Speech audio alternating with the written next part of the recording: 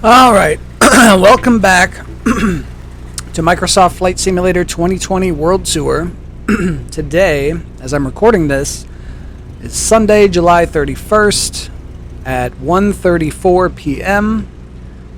We are in I can't remember where. Oh, Olafsvik in Iceland. I've got live weather on for now. It looks pretty clear. We'll see if that holds up. I think I do want to, if it gets cloudy at all, I do want to go to clear weather as much as possible so you can see see the sights as much as possible. But we are going to fly around Iceland today. We're back in the old plane that goes a little slower, but that we're okay with that since we're don't have to go over as much water today. When we fly from Iceland to the United Kingdom, we'll have to go over a lot of water again. But until then, we'll be in this plane, kind of seeing the sights, flying slowly. For podcasts, I guess we'll start with the Tony Kornheiser Show, although last week, again, it's Sunday.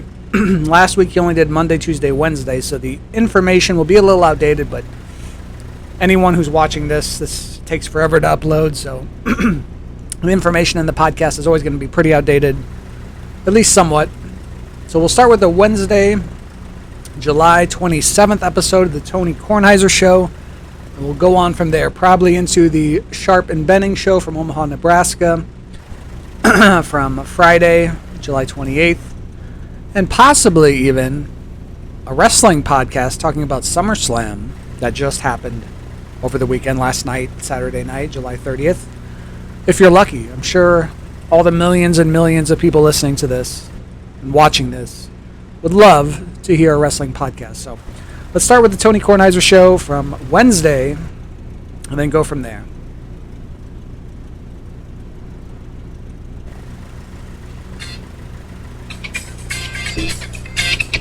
Previously on the Tony Kornheiser Show. Even if he's not going to start the season, this is still a meaningful time for him to get in, get to know his teammates, get reps, learn the offense. He hasn't played football in a year. So for nothing else, this is really good for him to get in shape and get back into a football mindset. And you're right. I think he's going to be suspended, Tony. How long? I do not know. If I were a betting man, I'd bet 8 games. Okay? Yeah. I bet some of your money that you're saving up living in the attic and doing PTI from the attic. All that money you're saving, that's what I bet. The Tony Kornheiser Show is on now. Who doesn't like Booger McFarland? And people actually say to me, listen to the podcast, it's great to have Booger McFarland on. I think it's lovely. I love how excited he gets for his golf trips. Yeah, he does. My friend Adam Mandel said he could help him one of those courses he'd like to get on. So we'll have to call Adam about that. Booger would be very happy with that. So what have I got to talk about? In non-baseball news, because we're going to have Jeff Passan on and Ann Hornaday today. In non-baseball news... She going to break down Juan Soto? I don't think she is. We're not going to ask her about Juan Soto. Leading man. Yeah. Yes, but we're not going to ask her about it. And maybe I will at this point. I can just flip it. In non-baseball news, there's football news. The San Francisco 49ers have simply announced, this is Trey Lance's team, that Jimmy Garoppolo, they're going to try to trade him. Now, everybody knew this was sort of going to happen, and it was affected in a negative way by the fact that Garoppolo had surgery and he still hasn't gotten out on the field and you don't know what his arm is like and all of that stuff. But Kyle Shanahan drafted this guy 2 years ago. He drafted him, moved up to the number 3 pick and took Trey Lance out of, I think, North Dakota State or something like that. Yeah, that sounds about right. I think he'd, excuse me for coughing, I think he had only played 1 game that year, something weird like that.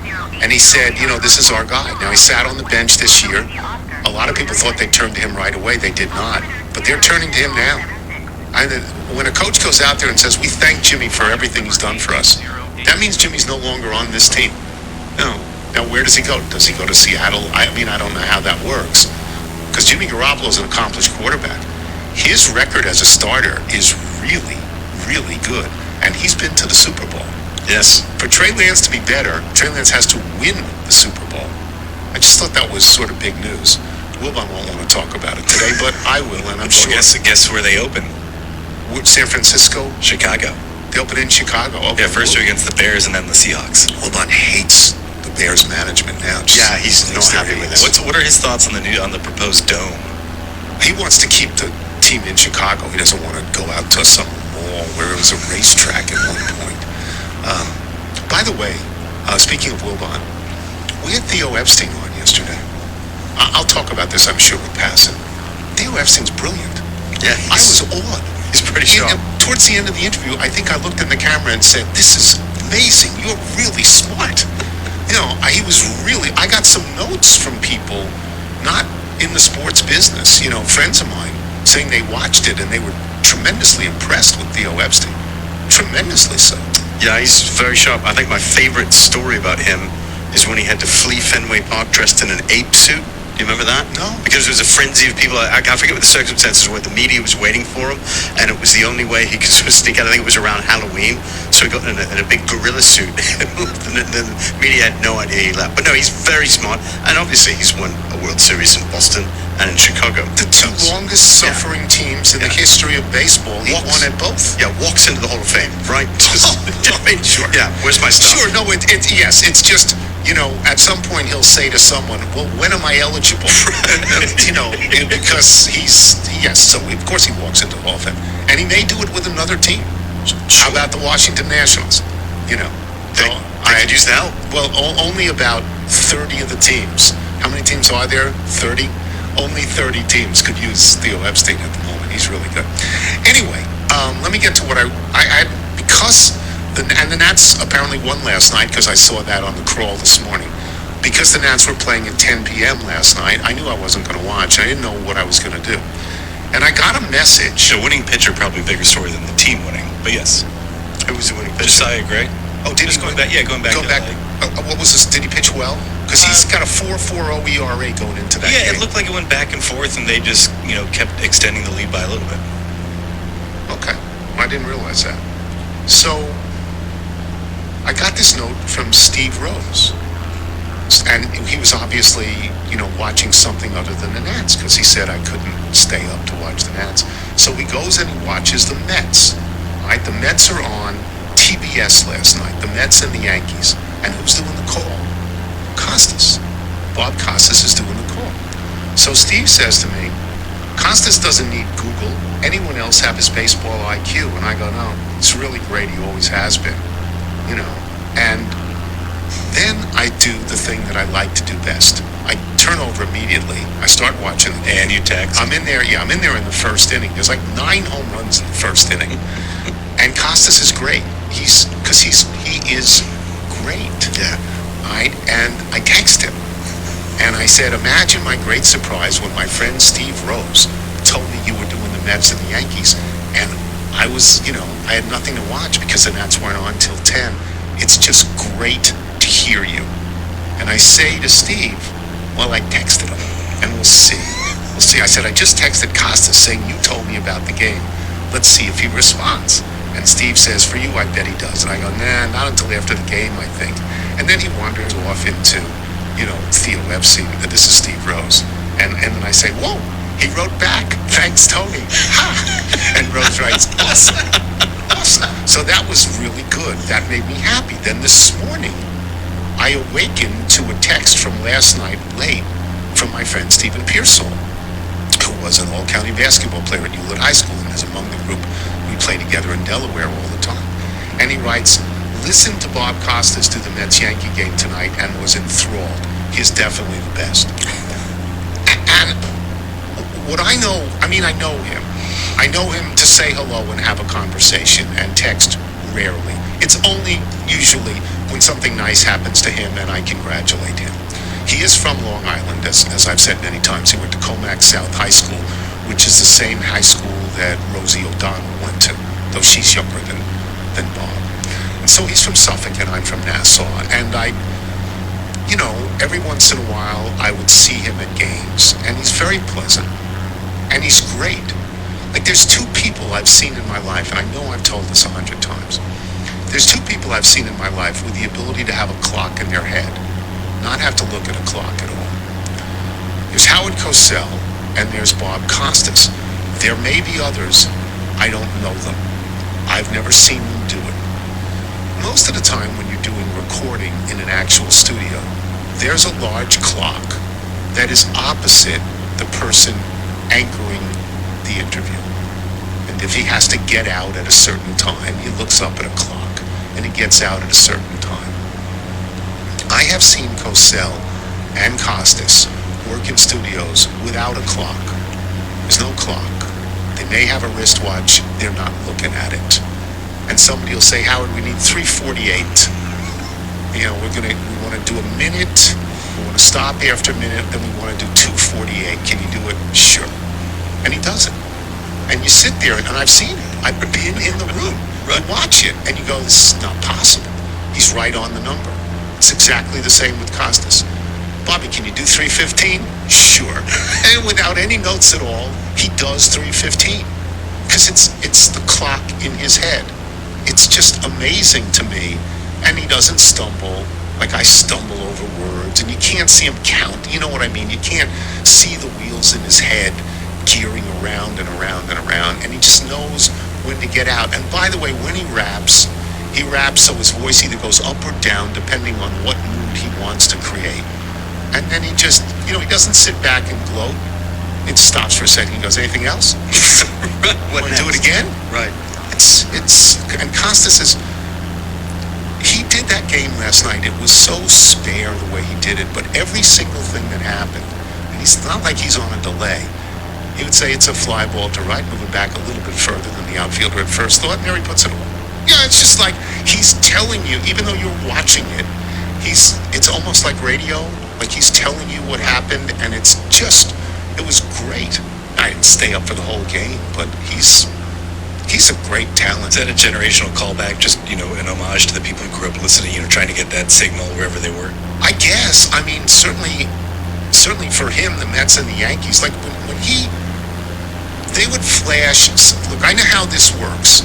They get in your ear, a producer gets in your ear, and they say, we're going to the X package now. And that's usually some historical thing, talking about the Mets and the Yankees over the years. He doesn't need notes. It's when he talks about it, it is so clear he was either right there or was watching on television. His memory is crystalline. It's just tremendous. You have no doubt. Nobody's feeding him anything. He knows this stuff. Yeah. Again, I can't remember anything that happened after 1981. But he knows everything. He can go game by game. He just I wish I gets could it. remember the exact conceit, but it was probably March of 2020 when there's no baseball. And he's doing basically a memory show from his kitchen, and it's like a one-shot thing, and he's walking you through all these games. He's remarkable. He does other things. I mean, he did late-night shows. I mean, he's a very smart guy. He's an accomplished guy. He's never going to hear what I'm saying about him. He knows I feel this way about him. I really do. I think he's great. I still can hear his voice when he did Strasbourg's first game. When I can't remember how many batters Strasbourg struck out, but it was like A lot. Yeah, it was a lot. Was it 13 or 14? Yeah, it was something like that. And How's he doing now? Is he pitching anywhere? no, I guess not. Not currently. Yeah.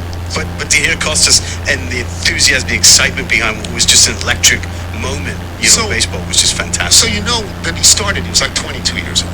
Yeah, he was very young. 22 years old, and he's doing, I think, the St. Louis Cardinals. He's living in St. Louis, and he's doing, at that time, an ABA team. So this is like 1971, 72, 73, somewhere in there, pretty in the early 70s. He's doing the ABA Spirits of St. Louis. He's, it's the same thing with Marv Albert. Like, they started when he's 22 years old. Marv's got that voice his whole life. Al Michaels is doing, I believe, the Cincinnati Reds when he's 22 years. They all start in baseball. Well, I guess Marv didn't. I guess Marv started in basketball and hockey and didn't start in baseball. But most of them start in baseball. And baseball is the storyteller's medium. You can't do that. Basketball's too fast. Football takes too much analytical work.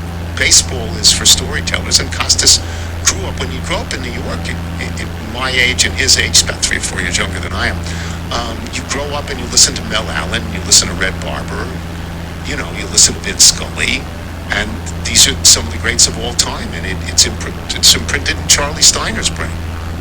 Charlie's 8 years old. What do you want to do? I want to broadcast Brooklyn Dodger games and then Los Angeles Dodger games. Sure.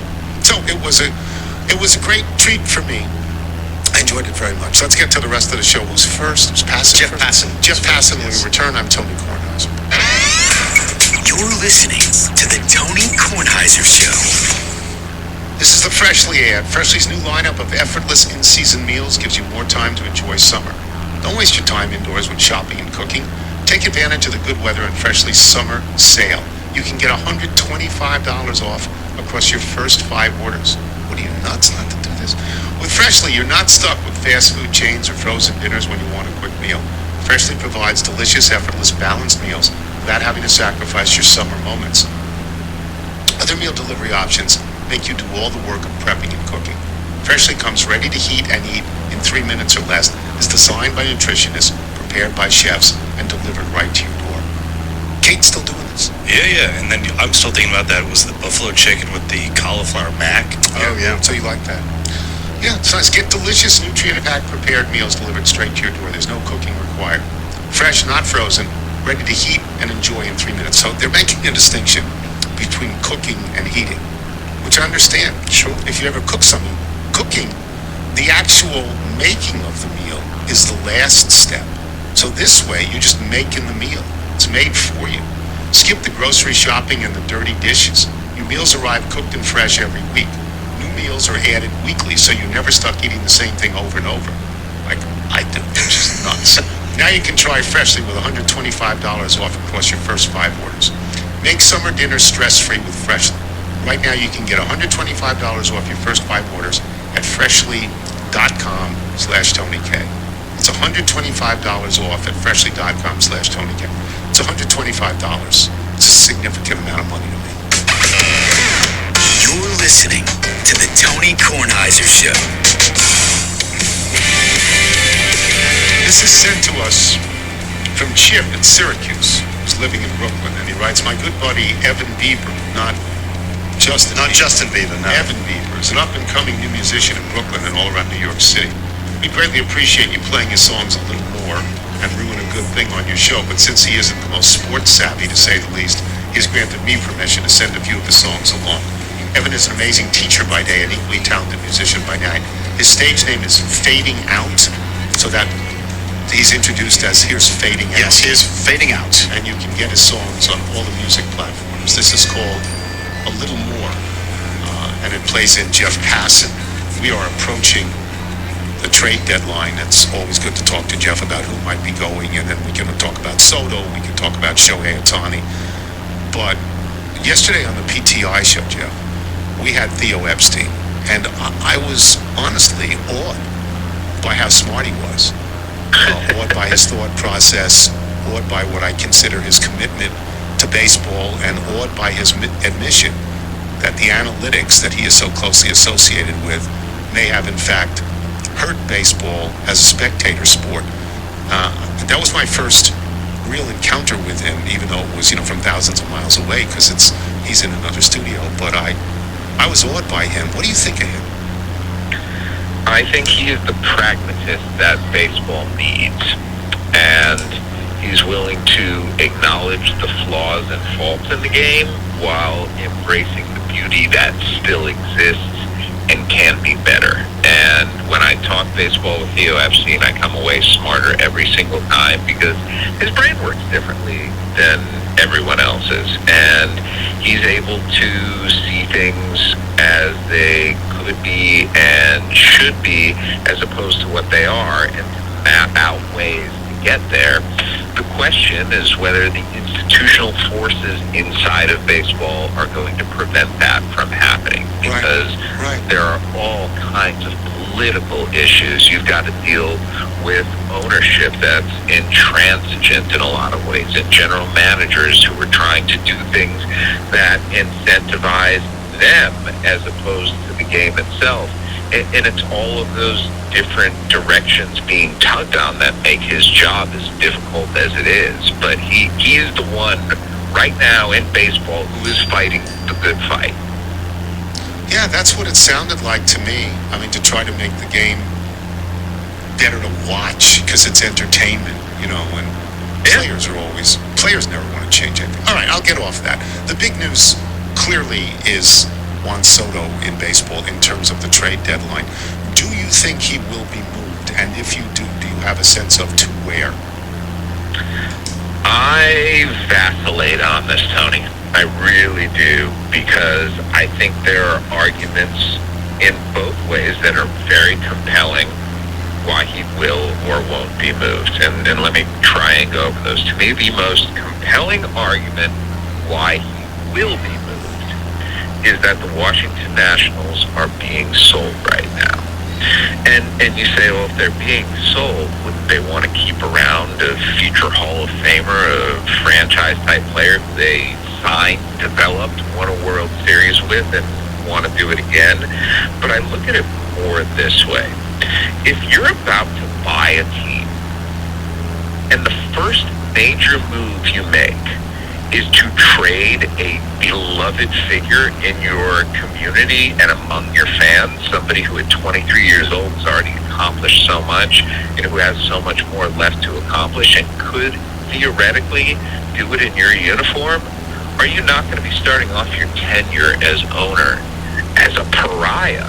Do you want to be putting yourself in that position where you have to dig out from having been the person who traded Juan Soto in his or her first move as owner of the team? Because of that, I almost wonder if the Nationals would be doing their new owner a favor by taking the bullet as the team, or as the person who goes out and trades Juan Soto and allows them to start with a clean slate. I think that's a very compelling argument for the reason to do it now. But compelling arguments in the other direction are manifold. Number one, putting together a trade of this magnitude in such a short period of time is a difficult thing to do. And Mike Rizzo has offers out to a number of teams that he believes are commensurate in return for a player like Soto, who has all of the talent and skills that I've talked about already. Beyond just the difficulty in doing it in a short period of time, there's the return. And look, the returns that he's asking for are enormous. I mean, this would be the biggest talent package ever going back to a team for especially a single player, but I just think in a Major League Baseball trade period ever. And it's to the point now where no team has said yes, obviously. So we know that for all the teams out there that have offers, this is too much. I think there's an idea that the Nationals are not like the Tampa Bay Rays, where they feel like they have to not win a trade necessarily, but get back more value than they're giving up to make it worth their while. And there's a lot of people around baseball who are wondering, even if Mike Rizzo's asking right now for 125% of Juan Soto's value over the next 2.5 years, as we get closer to the weekend, as we get closer to the deadline, is that ask going to come down? Because you've crossed the Rubicon at this point. Like, he's not sticking around long term, so let's extract as much value as we possibly can. If it's not 125%, maybe it's 100, 95, even 90. And there are some people who think that Mike Rizzo is going to come down off of his enormous, in one case, the GM said to me, asinine asks, and actually consummate a deal. So I'm just sitting here like the shrug emoji right now and enjoying this fascinating story play out in front of me, because trying to predict it, frankly, is fool's errand. By the way, it's fabulous that while you're talking, the grandchildren are talking as well. The hammer is just going on. I hope everybody gets to hear that. Shohei Ohtani, the Angels stink. I don't know why they stink so long, so bad. I don't know. They've ruined Mike Trout. I mean, they've spent a lot of money, and they have talent, and they stink.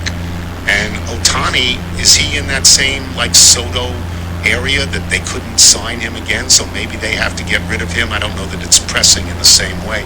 But what's the future for Ohtani? He's a fabulous player.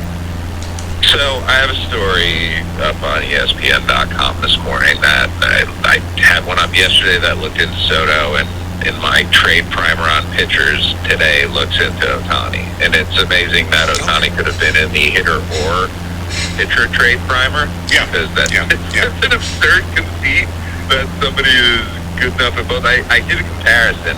I did a good old pitcher A, pitcher B, hitter A, hitter B in the story. And the people to whom Shohei Ohtani is maybe most comparable this year are Max Scherzer and Matt Olson, who, Tony, are making on their current contracts average annual value of combined $64 million a year.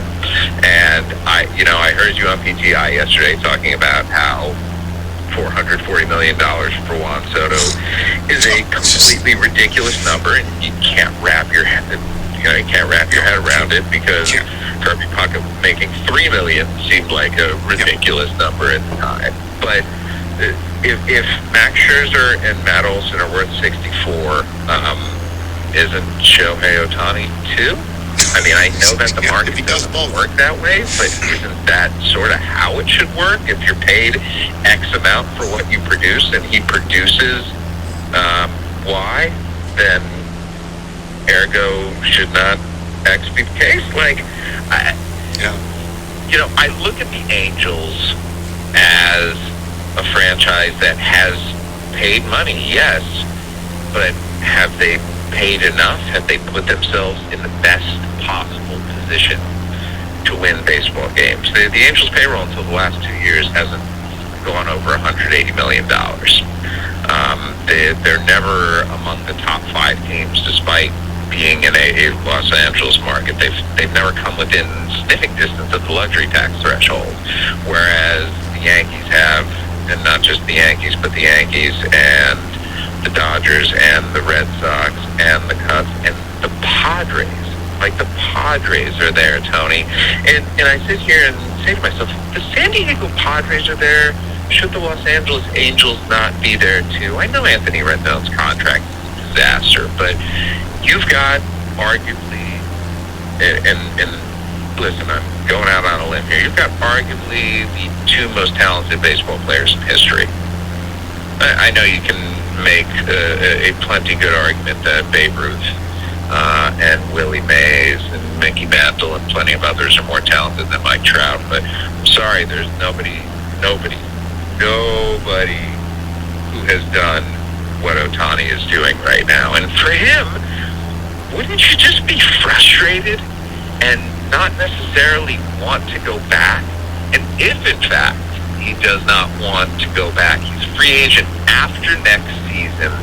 And if you're not going to be able to re-sign Shohei Ohtani, you should leverage him into everything you can possibly get, because the trade package for Juan Soto is going to be absurd.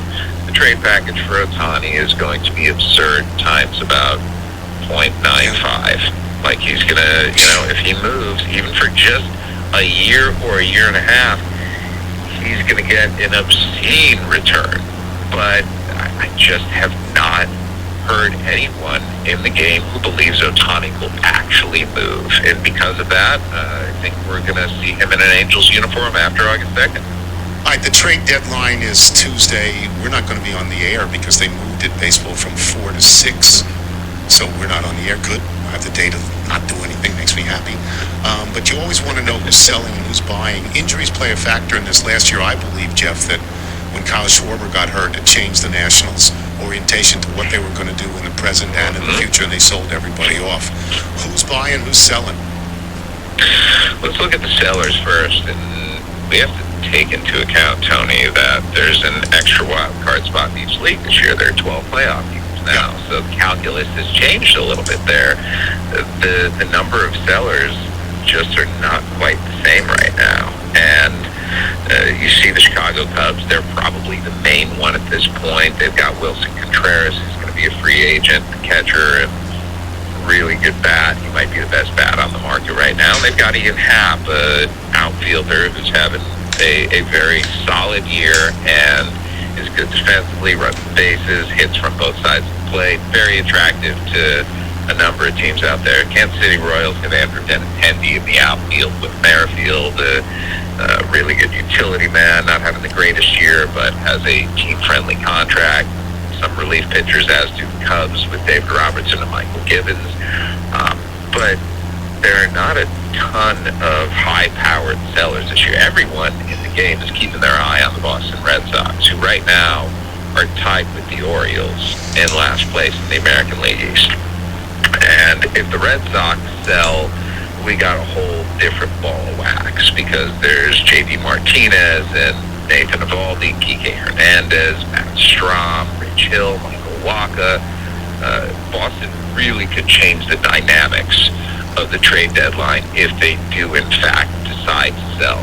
The buyers, though, they're the usual suspects. You know, the Yankees need a pitcher. Seattle has been really aggressive. Houston's been really aggressive. And maybe the most impressive segment of the market is actually controllable starting pitching. And what I mean by that is pitchers who are under contract beyond this year. The two best players are probably Luis Castillo from the Reds and Frankie Montas from the A's, both of whom are under contract through the end of the 2023 season. But you have other names out there like Pablo Lopez from the Marlins and Tariq Skubal from Detroit. Houston is even looking at potentially selling a controllable starting pitcher, whether it's Jose Urquidy or Luis Garcia, because the Astros have a ton of starters and feel like they've got holes to fill elsewhere. So, some other names, Josh Bell from the Nationals, Nelson Cruz. Those are going to be a couple of guys who presumably move, and especially Bell should bring back something nice because he's having a great year. But it's not the sexiest trade deadline. It's not going to be like last year where the Cubs are shipping out Javi Baez, Chris Bryant, and Anthony Rizzo on the same day. Rizzo. Yeah. All right, I'll get you out of here on this. The one team that intrigues me, the Giants. They were the best team in baseball last year in the regular season, I think. They're at 500 or maybe under 500 at the moment. Are they selling? Are they buying? It's the San Francisco Giants. They are a contending team in a great division. Yeah, I mean, look, they're a third-place team right now, and I think if you're just looking at this objectively, there are 6 better teams in the National League than them. The Mets are clearly better. The Braves are clearly better. I think the Brewers are pretty clearly better. The Dodgers are clearly better. And the Padres, who are getting Fernando Tatis Jr. back and who are in the middle of the Juan Soto discussions, are clearly better. And that just leaves St. Louis, Philadelphia, and San Francisco. And the Giants just haven't found their toehold really all year, but especially lately. And if they do decide to sell, Carlos Rodon immediately goes out there as the best rental pitcher. But the Giants were in a similar position a couple of years ago where they were overachieving some, but kind of in that tweener area, and really didn't sell all that much because it had been a little while since they've been competitive. Well, they've been competitive now, but I think they're at this very interesting crossroads because their payroll isn't particularly high, and they have a chance to go out this offseason when there are a lot of free agents out there like Aaron Judge and spend some money. And do they want to go into that having sold, or do they want to go into that at least trying to compete until the end of the year? So a lot of eyes on the Giants too. Okay. Thank you, Jeff. It's educational for me. And I like the trade deadline. I think it's cool. I thank you for all the stuff on Ohtani. The notion that he would be worth $64 million a year, but numerically, he probably is. Thanks, Jeff. Jeff Passan, boys and girls. Thank you, Tony. We will have Ann Hornaday when we return. I'm Tony Kornheiser. You're listening to The Tony Kornheiser Show. The Tony Kornheiser Show. Once again, this is Evan Bieber. He's on stage with the name Fading Out. But if I were him, I would just call myself also Justin Bieber. That's what I would do. I'd get a big crowd that way. I'm also Justin Bieber. The other Bieber. Yeah. This is called Ruin a Good Thing. Plays in Ann Hornaday. Michael, if people want to send us their music like Fading Out's friend Chip has sent us, how do they do it? Send us your music by emailing it to jingles@TonyKornizersShow.com. Ann Hornaday is with us. Before we get into any summer movies and my natural sort of pessimism about ever going to a theater again, Paul Sorvino passed away the other day. For me, Paul Sorvino is Goodfellas. I'm sure he's a fine actor. I think his daughter is Mira Sorvino. Yes. He's been in a billion things, as character actors often are. But for me, it's Goodfellas. What are your thoughts on Paul Sorvino, Ann? Totally the same as yours. I mean, it's like, it's so kind of eerie and sad that he goes the same year as Ray Liotta, who will always and forever be Henry Hill in a way, you know. But even more so, I just feel like Sorvino, as good as he was in so many things, and as you know, talented a character actor, there comes along this role that just galvanizes everything and defines you for the rest of your life. And that was Paul Cicero in Goodfellas for him. It was just an absolutely, you know. And I read somewhere, I think I was kind of glancing over the appreciations, and at one point he didn't. One of the headlines said he didn't know how to play him, you know, which reminded me a lot of like Jason Robards. Also, he didn't know how to play Ben Bradley and all the, you know. It was like, how do I find this guy? Like, what am I doing here? You know, which I just think is so fascinating. And then he obviously found his way in and played him as that kind of avuncular bear, you know, with that underlying lethal edge. And he just absolutely, it's just there's nothing like it.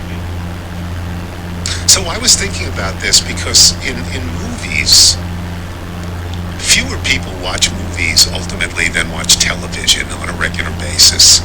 In movies, you get other roles, you get other chances. It's possible you're not saddled with being this one person. But on television, if you're in a series, it's very rare, Ann, very rare that somebody has a second series. Kelsey Grammer had a second series, but it was the same character. Bob Newhart had 2 series that were very successful, but he's a comedian. He's not an actor or anything like that. A lot of these people, if they have a fabulously successful series that lasts 5, 6, 8, 10 years, they don't find any other work. And when they do, people always compare them to the first role, right? I mean, that's hard for an actor. Yeah, it's true. And, you know, and it's like it's hard to kind of remember what he did after that. Although I will say there was a really good, there's a really good little movie that came out in the early 2000s called The Cooler. I don't know if you ever saw that. I saw it, sure, with William H. Macy. Exactly. Sure, I loved it. So, you know, he does go on, you know, it's obviously he did terrific work after that. But no, I mean, it's just like that. But then how lucky can you be that you get that one thing, you know? I mean, who's ever going to argue with that? No, it's I was thinking about this last night, and the first name that came to mind for me, again, mostly a television actor, mostly, James Garner. James Garner had Bret Maverick, and James Garner had The Rockford Files. And they were both great, and he wasn't penalized for having done one. You know, he was allowed to do the other. Sorvino, to me, though, it's Goodfellas. So I'll do the obligatory question: Are people going to theaters? Or they? I don't go anywhere. But are people going for movies? Yes, they are. They really are. I mean, you know, Top Gun has just become this monster hit, and I think deservedly so, because it's just that it's so much fun to see it in a theater. And a bunch of other, you know, that Thor movie is a big hit. The Jurassic, you know, they're going to see these sequels and these franchise things. And I think to a certain degree they're going to see this movie Nope, the new Jordan Peele, who did Get Out and then did Us, and this is his new movie. And I think this is the best. You know, they're always slicing and dicing these statistics, but I think it's the best opening of an original movie ever. You know, in other words, it's not a sequel or a franchise film. It's a standalone original film, and it's done really well. I mean, and again, I think he's kind of a brand name. People really want to see what he's doing because he's such an interesting filmmaker. So yeah, they are going back. The obvious question with Jordan Peele. No, I'm not going. Jordan Peele was a comedian. Right. He was a comedian, and now he just does, like the Sixth Sense kind of movies. Right. Now, what's the deal with that? He was a comedian. Yeah, but I think he was also a film scholar, and which was always pretty evident in the Key and Peele work, is that they're really sophisticated about film and culture in general. And it looks like he wants to kind of take on that mantle of the Rod Serlings of the world, meaning elevated, horror and elevated science fiction and kind of speculative fiction. And there's always comedy within. I mean, it's like he's still really funny. And I finally did catch up. I was on vacation when Nope came out, so I finally went and saw it, which was really fun to see it in a theater, on a weeknight with people. I was really kind of heartened by how many people were there, of kind of different ages, and I don't know. It's like he definitely has an audience, which is kind of neat to see. I personally did not understand this movie at all. Like, I still don't know. I don't exactly know what happened and what it was about, but he clearly just has so much fun. He has these visions. Here's my theory of how he works. I think he has these visions of things that would be cool to see and put on screen. And then he kind of retrofits a story in to justify doing that thing. And sometimes that, comes up with a really cool story.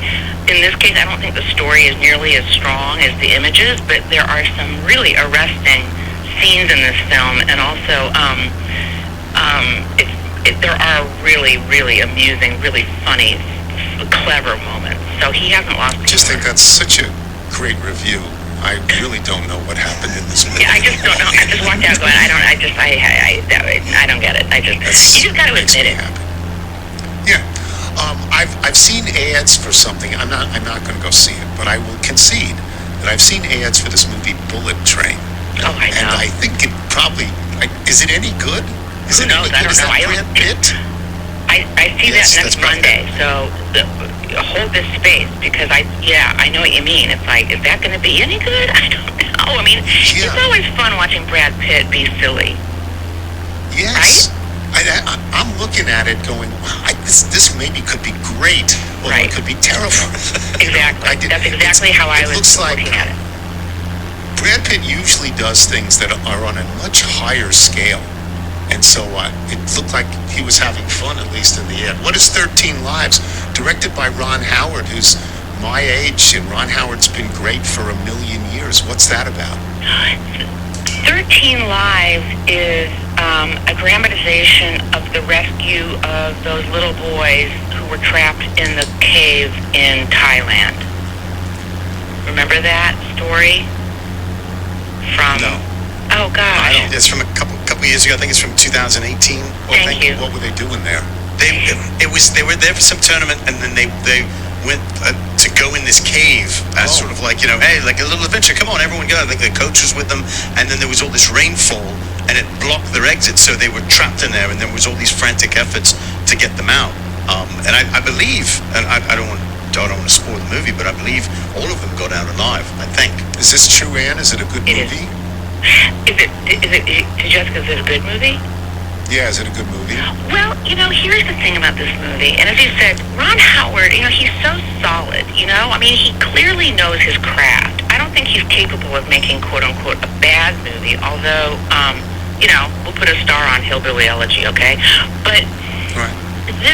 it reminded me, and I'm gonna get a lot of pushback. I was one of those few people who just didn't love Apollo 13. I didn't find it to be particularly great cinema. I think it's good storytelling, and I think he did well by that story in terms of representing it on screen.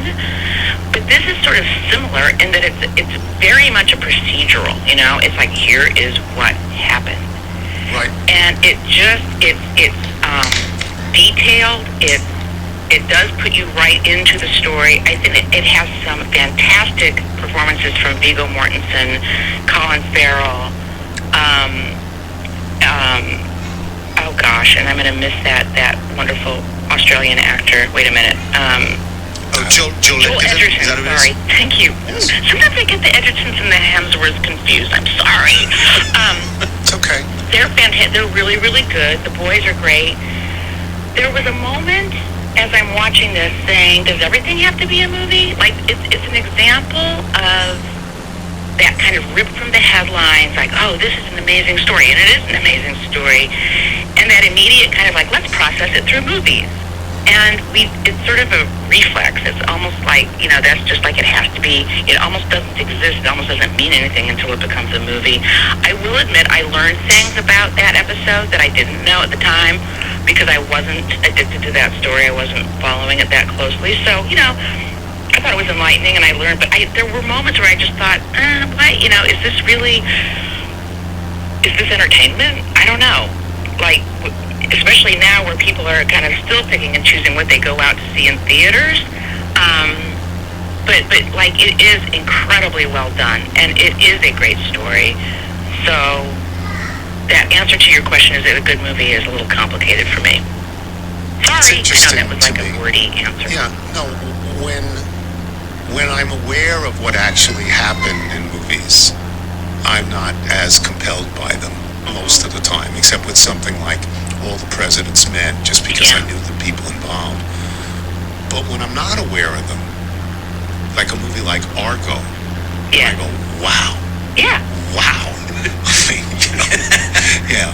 So, true, and I think that is true of this one as well. Like, I did go, there were a couple of places, like, there were things I was shocked by, like, I didn't know that's how they did it, so it definitely has that wow factor. Okay. Thank you, Ann. It's always a pleasure. It is for us. Ann Hornaday, boys and girls. We'll take a break. We will come back with email and jingle. I'm Tony Kornheiser. You're listening to the Tony Kornheiser Show. 1, 2, 3, 4. Here comes Tony's mailbag. I treat little faxes and jingles. Here comes Mr. Tony's mailbag. Gonna read some for all of your folks. It's lovely. Craig Rosendahl and Lindsay Merrill. That's absolutely lovely. Always like that one. Do you want to do the Bethesda Bagels, Ann? Yes, Bethesda Bagels. We love them. You will as well. Just go to BethesdaBagels.com for the location in the DC area nearest you. Then pop on in and you'll be through.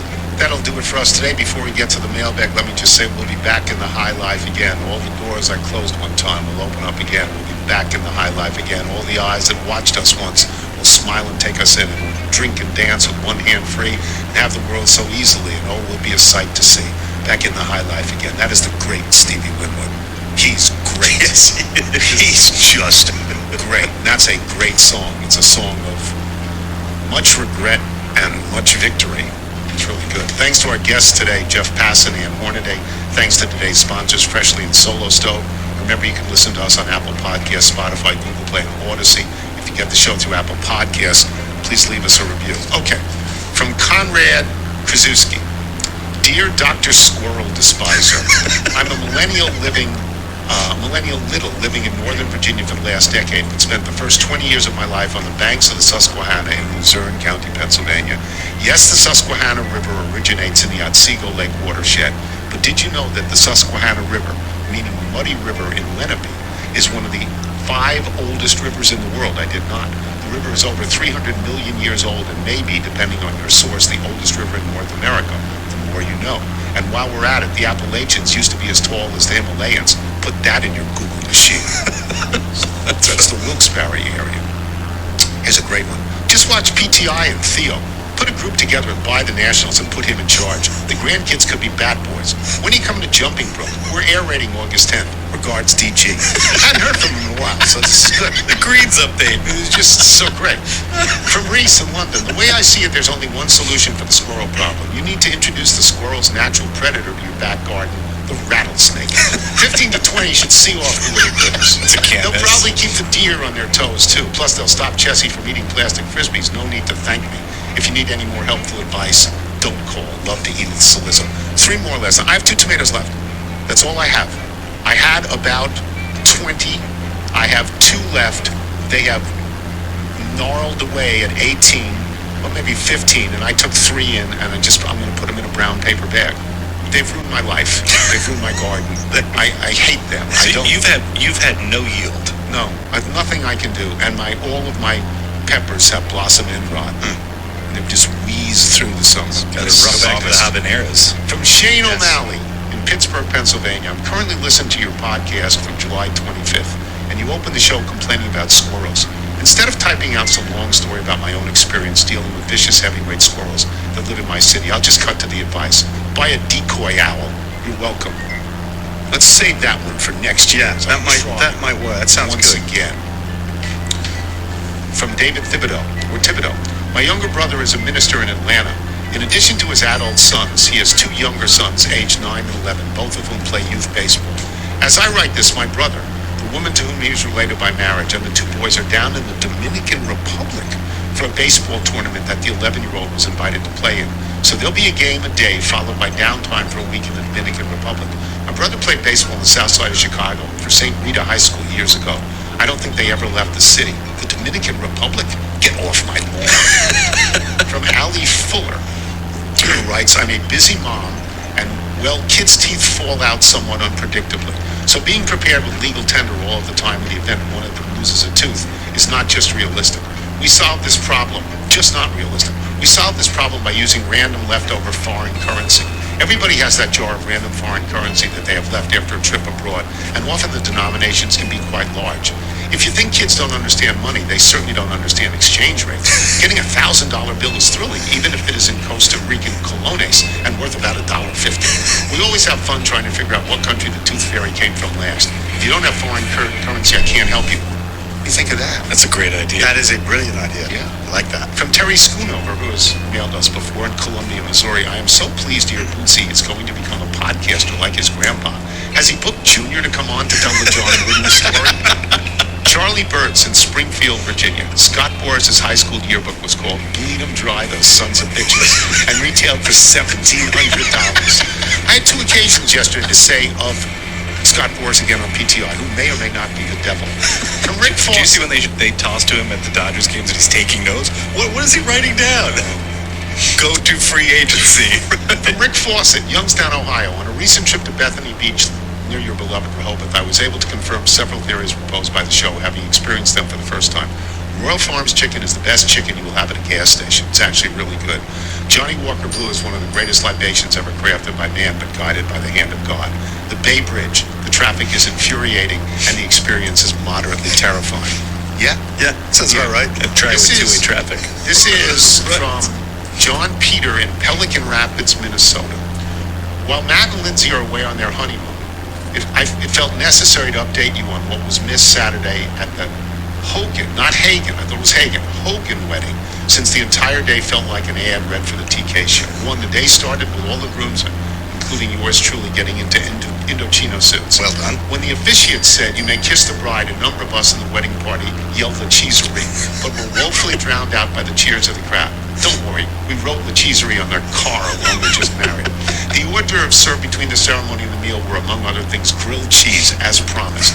During the after party, I fully expected to meet Edith Saliza on the outdoor patio as I roasted my kids' marshmallows on the Solo stove. But for me, by far the best moment of the night was when I asked one of the bridesmaids, "What's your story?" And she told me she was from D.C., but actually on the Maryland side. You wouldn't know, so I just say D.C. "Oh yeah? Try me," I said. "It's a town called Bethesda," she said. My eyes widened. With glee, I asked the only logical question: "Do you go to Bethesda Bagels?" She rolled her eyes and said, "Why does everyone on the cruise side keep asking me that? Do you all listen to the same podcast?" I simply replied, "Well, do you go there or not?" Thanks, Mr. Tony. You make a big world seem small, and your thread continues to sow commonality across various communities. Thank you for connecting so many of us together. But was there a plane? I don't know, there was a plane. And one more from David Smith in Charlottesville is moving to Boston. The Wegmans at 5th Street Station in Charlottesville does not have Dunkin' Donuts ice cream. I'm moving to Boston on Thursday. Maybe I'll have better luck there. I'll let you know. If you're out on your bike time, everyone, as always, do wear white. Who makes you excited, Henry? One soda. One soda. One soda. From David Thibodeau, or Thibodeau. My younger brother is a minister in Atlanta. In addition to his adult sons, he has two younger sons, aged 9.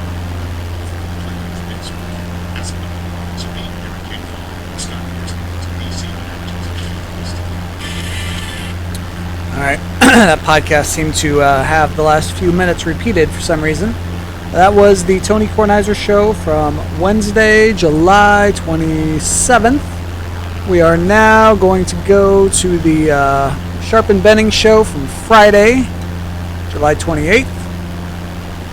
A lot of Nebraska football talk for all the, again, millions and millions of viewers of this video, I'm sure.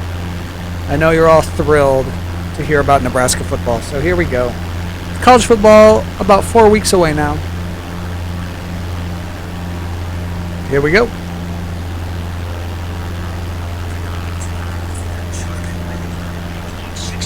The Zone, 1620thezone.com, and the 1620 The Zone app.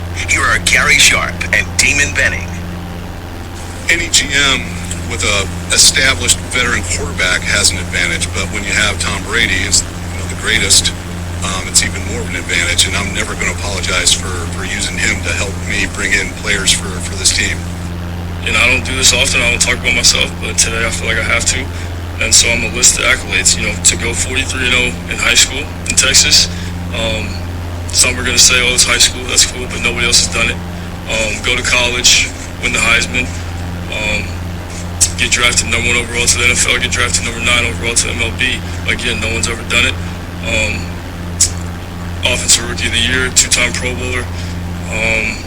And I'm not 6'7", 230. I don't throw the ball 85 yards. I'm already behind the 8 ball.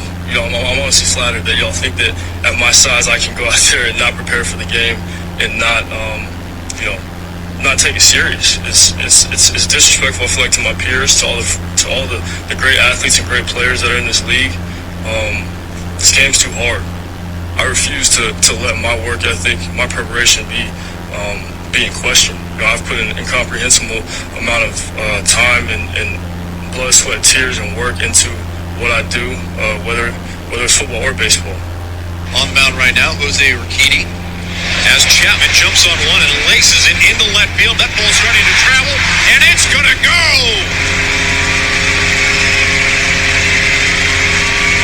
A 2-run home run from Matt Chapman. 17th of the season for Chapman. Puts the Blue Jays on top, 3-1. The 1-0.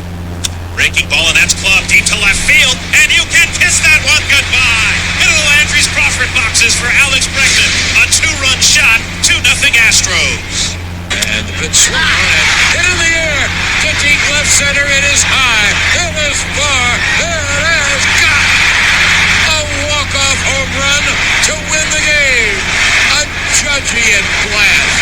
A 1-out, bottom of the ninth, home run by Judge to win the ball game 1-0.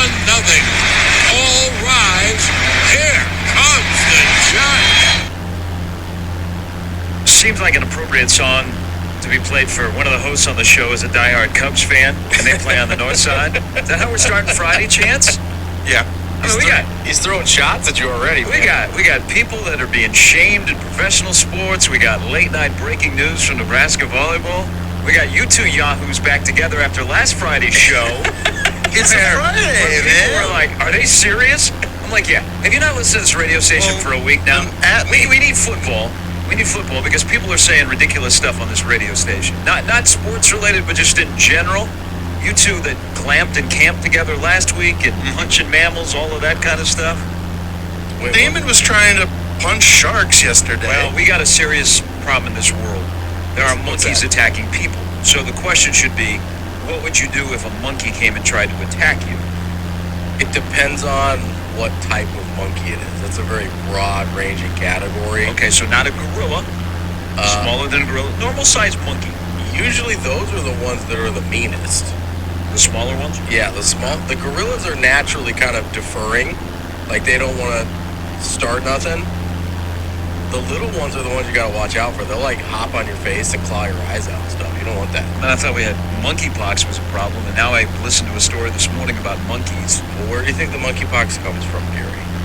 Well, there's a lot. I mean, if you want to go there, we'll just go there. We're going to go. Wait to throw this thing just off of kilter to begin the show on a Friday. I can bring back more summer camp stories to tell you on how I would deal with monkeys attacking me if you want. Okay. That's okay. That's okay. Good Friday morning, everybody. We've kind of made it. We now traveled under a month to the college football season, 29 days around here. So as the country is fractured and part of the world is being attacked by monkeys and part of the world is being attacked by monkeypox, yet some people are hoping and dreaming and wishing that they win over $1 billion tonight in the Mega Millions. Yeah. It's college football that possibly can bring us all together, because now we are 29 days away. We are less than a month. And God, do we need football? Oh, yeah. Not the man upstairs. That would just count. It's also not Good Friday. It's just a Good Friday. We'll call it a feel-good football Friday. There you go. Because we need a football game. Now, we'll get some sound later this morning. Eric Chenander, the defensive side, will talk to the media. Nebraska will be practicing for the third day. So they've got the schedule leading up to Ireland, where they're 3 days on and a day off. 3 days on, day off. You can follow. I'm going to go through from now until they leave. But welcome in, everybody. There is Robbie Chance. I'm Gary Sharp betting in the morning. Before we dive into very defensive Kyler Murray. Yeah, weirdly defensive. And maybe a slim Zion. It was athlete shaming day yesterday. Oh, yeah, a little bit. There was, yes, it was not a great day for the PR teams of athletes. No, but you heard in the open, Kyler Murray, really, really defensive. He called that press conference on his own yesterday at Cardinal camp. Yeah, that's not a great start. Calling it on your own is a weird vibe in the first place. Also, we didn't even hear some of the most bizarre comments he made, where he's talking about, he goes, obviously I watch film, there's just a lot of different ways to watch film. I like to watch it at home, but I'll change that and watch it, the way they want me to watch it. And it's like, you sound like a guy that has never watched film before. Like, the way you're talking about watching film sounds like you don't even know what that is. So you don't think that picture that all of us internally shared of when Kyler Murray was in town with College World Series last month, when Oklahoma was playing, he was hanging outside the dugout and he was on his phone the whole time, he wasn't watching film? Maybe he was. Maybe he was like, you know what, I got to get my 4 hours in. We're going to watch right here on my little iPhone screen. Man, this is one of the most bizarre, I guess, star quarterback storyline. I guess he's a star, but he's famous. He's top 10 quarterback, now paid as one of the highest paid quarterback. And here's my question is, so they took the clause out, which is a coward move by the Cardinals. Yes, it is. You were bullied into doing that. And also, like we were talking off air, the damage is done. You admitted publicly through this clause that you don't think your quarterback does what he needs to do in order to win games. And so that you can't put that toothpaste back in the bottle there. That's not how this works. So whether you take the clause out or not, you already put this out in the public, and now people just think that Kyler Murray doesn't watch film. And if you listen to what he's talking about here in the clip that we played, he's not talking about film. Like, I believe physically he probably works very hard on his craft. He's talking about blood, sweat, and tears and whatever. It's like, you can work out and do all the things you want physically. That doesn't mean you're watching any film. The 4 hours a week was not about hitting the gym or getting out on the field. It was about the mental part of the game, which maybe they don't think you're up to snuff on. Yeah, there's a reason why that was sneaked into your contract. It wasn't just, hey, we do this with everybody's contract. And if you listen to experts, they don't sneak it into anyone's contract. No, but he found it because they were looking at baseball clauses that were in his contract, and they ran across it. So the dysfunction of the Cardinals front office continues. Is you got mocked yesterday. Your quarterback, who you devoted a lot of money to, is being mocked. But you were bullied into walking it back and taking it out of the contract, which should have been in there for a quarterback. You just kind of assume. But there's a reason why they put that in the contract. They know something, maybe his addiction to video games, whatever he's doing, that they would put it in there. But I think in terms of quarterbacks watching film, everybody's going to be held to the standard of Peyton Manning, and not everybody is Peyton Manning. Peyton Manning relentlessly watched film. Yes, okay? That's what made him special. Kyler Murray isn't that guy. Now, do we expect a quarterback in the NFL to do that on his own? Certainly. Yes. If you want to get better at your job and help you win football games and help your teammates, you're probably going to devote as much time as you think possible to helping you get an advantage. And if that means watching 12 hours of film, if it means watching 4 hours of film, I would hope on your own you're going to do that because you're a professional and you are, Kyler Murray, at that level. But again, there's something along the way in the brief relationship between the Cards and their quarterback that they said, man, we got to put this in here. But somebody found it. It got out. I'm wondering who's leaking Zion's weight thing in his contract. Who leaked this? You've done damage. And now what kind of a relationship is it going to be? You have to support a quarterback. But if I'm paying you a lot of money, if I'm the owner and I like what you do, I'm a big fan of yours. There has to be part of where I'm going to hold you accountable because I'm devoting a lot of money and I don't want that money to go to waste because I need a return on investment from both of us. It's not a problem putting that in there, but there's a reason why they put it in there, in particular with him. Well, and I think it's also telling that they tried to sneak it in there. Like it wasn't a discussion point. That also was weird to me because it seems like it would have been, and to me that almost damages the relationship more than the clause itself, where he had to find it on his own. I'm sure he wasn't the one reading the contract, but I don't think Kyler Murray has a law degree. I'm not 100% sure. But if you have a conversation, if you're sitting at the negotiation table and you're like, hey, we have some concerns about the mental prep side of things. We want to put something in the contract. We're giving you a boatload of guaranteed money. $160 million. We think this is fair. That to me, I don't think is as damaging as, we were going over the contract looking for something else, and we're like, wait, what is this? And honestly, if you were negotiating your new radio deal, right, and you found in your contract without anybody saying anything about it, hey, you have to watch at least 4 hours of sports a week. How mad would you be? I'd be livid. Especially if you obviously were already doing that. And if you were already doing that, it would never make it in the contract, right? Because they wouldn't care. They'd be like, obviously this guy preps, not a big deal. No need to put that in the contract. The only reason they would do that if they're like, I don't think Gary watched the games this week. Making stuff up on the radio. He looks like he's talking off of a box score here. You know, that's something that would just never happen. They have to trust me. You have to trust your quarterback, but the damage has been done. You can't put the G back in the bottle because look at the first time that Kyler Murray, beginning of last year, he was pretty good. Yeah. And with DeAndre Hopkins, he's pretty good. Beginning of every year, he's pretty good. And then you get to the later stages of the season where either he wears down because of the beating he takes, or people adjust to his game, and then he struggles. And people will not forget what happened in the playoff game against the Rams last year. And then at the tail end of the season when they had a key game at home and they lost to the Colts. Yeah. Is the damage has already been done. So look at the first time that Arizona struggles this year and Kyler Murray struggles. Oh, it's gonna be a disaster. It's gonna be miserable. Well, and the thing that that'll be the thing. Well, I guess if you would have spent 2 more hours, Kyler, watching video of the Rams, you would have been able to see that blitz coming. Maybe they snuck it in there because he was unclear on the distinction between watching video and playing video games. That may have been an issue there. But also, it does kind of make you reframe what you've seen from him over the last couple of years where he does struggle on the back half. And you're like, does everybody else watch film on him and he doesn't watch film on everybody else? And like once it gets on film for that year, he's kind of done. And he doesn't watch enough film on the defenses from what they've been doing all year to make the necessary adjustments. Like that pops in your head immediately, right? Absolutely. And his track record has not been good enough to just simply dismiss this. See, I think just watching film, everybody thinks you should be paid man. Now, how many hours should you devote? I don't know.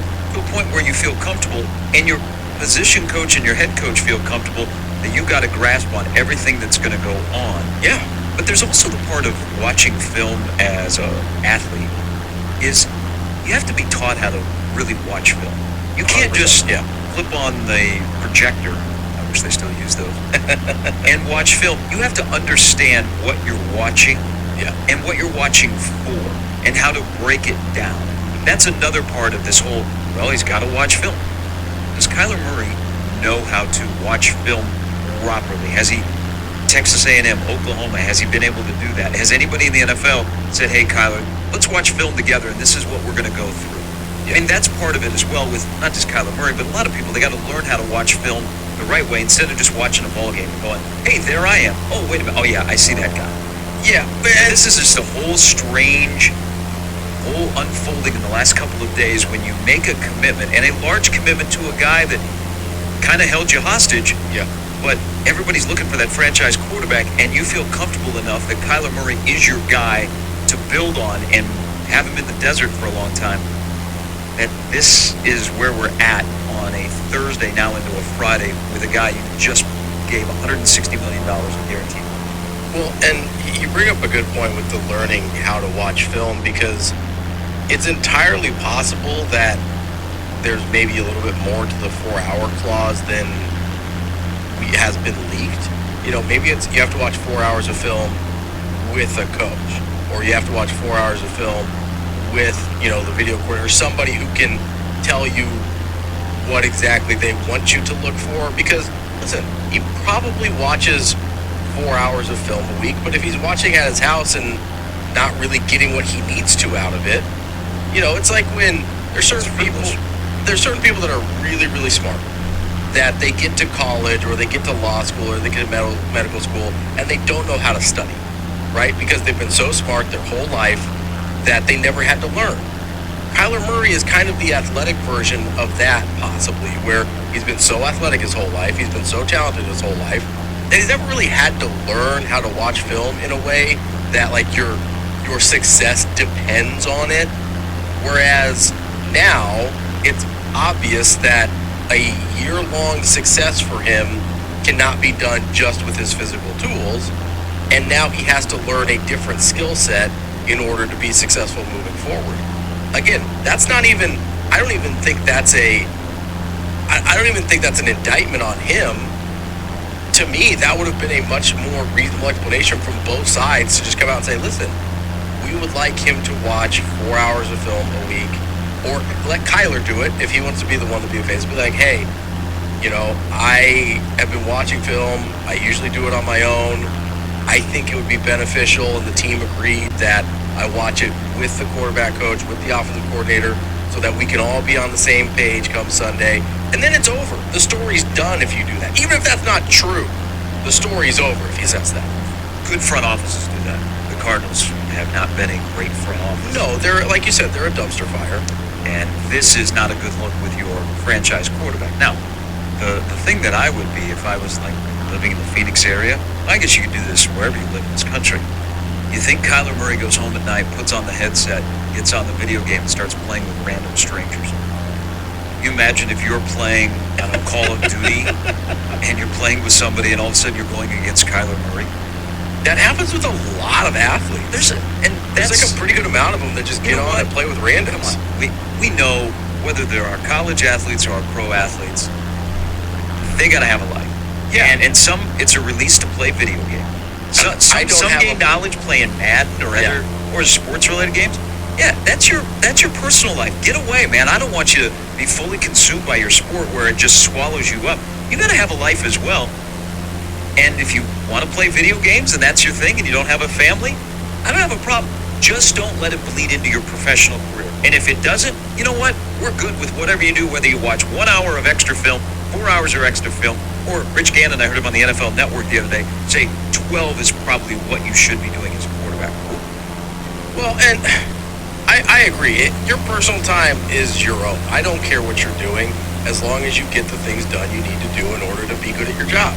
That's the same, I mean, all of us. That's with any job, right? Like it takes, I'm sure, you know, going back to radio, I'm sure it takes some people a different amount of time to prep for a show than it takes other people. I'm sure that in, you know, corporate jobs and things like that, some people do more work at home than others. It depends on what role you're in. It depends on, you know, what your compensation structure looks like. It's the same for all of us. And as long as your hobbies don't interfere with your ability to do your job, whether that's putting in 40 hours a week or 80 hours a week, then no one should really care about what happens after that. Obviously, these are really high-profile guys, but if he gets his 4 hours or 12 hours a week done and wants to play some COD on the, online with some boys. I don't care. Why? I mean, that doesn't matter to me at all. Not everyone, like you said, not everyone's going to be Peyton Manning where all they care about is football. And that's probably for the best. I mean, you're probably a more functional human being if you're not like a Peyton Manning, Michael Jordan type where the only thing you think about is your sport. You're probably like a better person to be around. Like we saw a pretty dramatic adjustment to real life for Michael Jordan after he stopped playing basketball and he struggled with it. It's probably better if you're not that guy and that's not your entire life. But you still have to put in enough work to be good at your job. Especially when somebody's like, hey, here's $160 million guaranteed. We talked about buying lotto tickets. Like, Kyler Murray already cashed his. Like, he's good to go now. Although maybe he can still use the billion or whatever it is. The Cardinals put it in there for a reason. If you're paying an employee a lot of money and you want the relationship to be good, you've also got to be able to protect yourself. Sure, that's just the point of a contract, right? Odd thing in there that gets leaked out. The point of a contract is to give something to both sides, right? To both sides of the, and it's, as an example, you brought up Zion's weight clause, right? I bet there's not a weight clause in Chet Holmgren's contract. Don't go below this weight. You know what I mean? Like, there's a lot of guys in the NBA that don't have a weight clause. We understand why Zion's does. 295 seems like a high bar to clear for Zion. Yeah, he's like 6'6" barely. That's like a weight clause for a D tackle. We'll venture over to Zion because that was a story yesterday. As I guess we are in the and that one I don't think is the athlete's clause. No, I don't think that was a big deal at all. That's the same thing. And also, if I'm an owner and I'm paying you, yes, I don't care if you're at the bottom of my roster or my frontline, marquee guy. I got to protect myself, and I'm going to protect you as well. Especially considering Zion's injury history, his history with not necessarily being able to keep the weight off. And honestly, weight clauses are not that uncommon. No, it used to be more talked about at this time of the year with offensive linemen in the NFL. They would have weigh-ins. Yeah. You would hear stipulations in the contract that you have to get down to like 315. And when you got to training camp, that would be a discussion point is, have they weighed in yet? What is their weight? And then they've got to weigh in every 10 days. Yeah. You don't hear that as much. You hear more about conditioning tests now. They're okay with your weight as long as you get the conditioning test done. You can run the mile and you have to run it by this point. Yeah, the mile and then your gassers or whatever and all this stuff. Yeah, I know the thing you hear it the most with is Miami. Pat Riley's like a pretty big stickler for I think he does a body fat percentage. Yeah. If you can't get below a certain body fat percentage, like you're just not on the active roster. So like the weight stuff is not that uncommon, and especially with Zion, it makes a lot of sense. Explains why I've not played a minute of NBA basketball. But if Kyler would like to display video games, keep doing it, man. Keep doing it, but you're going to have to study now Carlos Dunlop because the Chiefs and the Cardinals play opening weekend, and Carlos Dunlop has signed with the Chiefs. All right, I mentioned the big news last night. So this was a late night. It's been quite the journey. If you have followed Nebraska volleyball and Kayla Caffey and her off-season, which started with a petition to get her an extra year. She's in her 7th year. That's a long time. Now, I was close to being in college for 7 years to get 1 degree. She's been in college for a while, and she's got accolades on the volleyball court and degrees, and she's set up to be a great teacher down the road. So as this journey has happened after last year, season came to an end. And remember, you throw in the curveball of the COVID season and the extra year. She redshirted. She got a medical hardship season. She applied for the waiver. The NCAA approved it. Then it became Nebraska was waiting to clear her. And this seems like it's been going on for a while. And it has. It's kind of taken on a month-long suspense. John Cook brought it up on his podcast with his daughter. And then late last night, it was announced by Nebraska Volleyball with quotes from Coach Cook that Kayla Caffey will not be playing for Nebraska in 2022. In this state where volleyball is a big, big deal, a volleyball state, Nebraska will be without their All-American middle blocker, and she has put her name in the transfer portal. Now, for a lot of programs, practice starts here in a week to 10 days. There was a deadline to transfer, but I think she has a special exemption, or maybe she doesn't want to go to another college. She wants to go play pro. Maybe she would like to start her career away from volleyball. I would think, though, at this point, to announce something like that at 11 o'clock at night, she has a pretty good idea of where she is going. But this probably needs a little bit more. John Cook wished her the best, and why not? Why not? I mean, most of the transfers, nearly all the transfers that leave the Nebraska volleyball program, he wishes the best. And this just was a very curious case of the NCAA, Nebraska, the Nebraska volleyball program, scholarships, competition, where you're going to play, what the roster looks like for a season, where you're going to be 1, 2, or 3 in the preseason polls here in the next month. They have Volleyball Media Day for the first time for the Big Ten next Monday and Tuesday in Chicago. I'm sure this needs a little bit more clarification from John Cook on how all this unfolded. Sure. That you have a All-American middle blocker on the 28th of July says that she is going into the portal right before the season begins. Yeah, the timing of it is certainly curious at the very least. We were talking off air a little bit. The thing about John Cook that you can say is at least he's very upfront about people's roles on the team, and so maybe her role moving forward was clarified a little bit. She's like, you know what, maybe I'll move on. Again, these are things we don't know yet. Maybe she just, like you said, that's a long time to be in college. Maybe she just wanted to be done. Maybe she, wanted to change the scenery. There's a lot of really reasonable and understandable factors going into this. And maybe how's her body feel? We don't necessarily know. Playing 6 years of high-level Division I athletics can take its toll. There's a lot of things that could be happening here.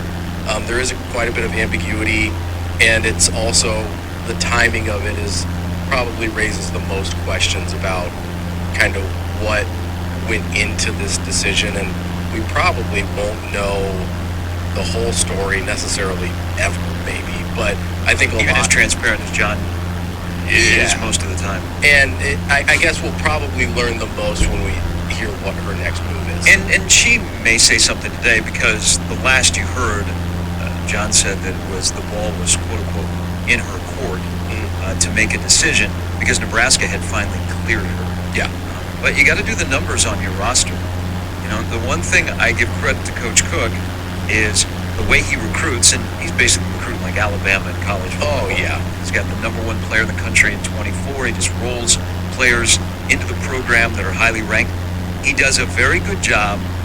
You mentioned it. I think this is a key for a lot of really successful coaches across the sports spectrum, is they have defined roles for their players. They know exactly where they stand, what their roadmap looks like, the playing time, or what their roadmap can look like through their entire career. And he has been pretty on with young players. You recruit them, you get them in the program.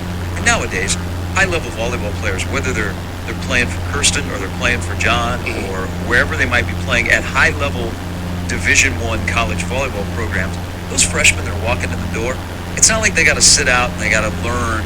A lot of them have been playing high-level club volleyball for numerous years, that they're ready to go when they show up as a freshman, and more of them are showing up in January so that they can prepare for when the fall starts and they actually begin their college career. But he has recruited well. He has brought young, talented, high-level players in, and he doesn't waste a lot of time getting them on the floor to get experience. He gets them going right away, which in turn can help you with the next recruit. Hey, guy's not afraid to play young players. If you're good enough, you're not sitting on the bench. You're going to get a chance to compete, earn a spot, and play. And we've seen that. And some of the older players, then when you get a defined role, it seems like on that roster, where Alexi Sun, Haynes, you know what your role is, and we all go, wow, they're an All-American, they're a senior, how come they're not playing? Yeah. And then, well, they're not complaining. They're just being a good teammate. They're supporting their teammates, and whatever role they get, they hop out there. Oh, yeah, there's that young outside hitter that came in that moved them out of their spot. How's that all work? I mean, that's where, in something like this late in this season, where the expectations, they are to come to this town in December and win a national championship, this doesn't derail you. It's like, okay, this is what the program does. We have things, we absorb it, and we move on, and we lose an All-American, but yet we got an All-American transfer in the offseason. Yeah, I mean, you brought up the Alabama comparison, and that's really probably the only corollary here where you could lose someone who is, All-American caliber at their position, and it's not that big of a deal, especially this close to when the season starts. It's, like you mentioned, Coach Cook brings in the best of the best every year, not just in high school recruiting, but he's got a multi-time All-American transfer from Penn State that's shown up here as well. There's no lack of talent or ability on that roster, and I mean, I think about if somebody who was an All-American caliber player left the football team at this point, the sky would be falling. It would be, we would have started at 5 a.m. Doomsday, Armageddon. We'd be going all weekend. We'd be taking 6-hour shifts on and off for the entire weekend. It would be a disaster. And this was a news dump at 11 p.m. last night that everybody's like, it'll be fine, and it will be. That's the thing. No one's being dismissive of how good Kayla Caffey is. It's gonna be fine, because that's the type of program that John Cook has built. And you mentioned the young recruits coming in. It's turned out a lot like high-level college basketball recruiting is. Those guys don't sit anymore.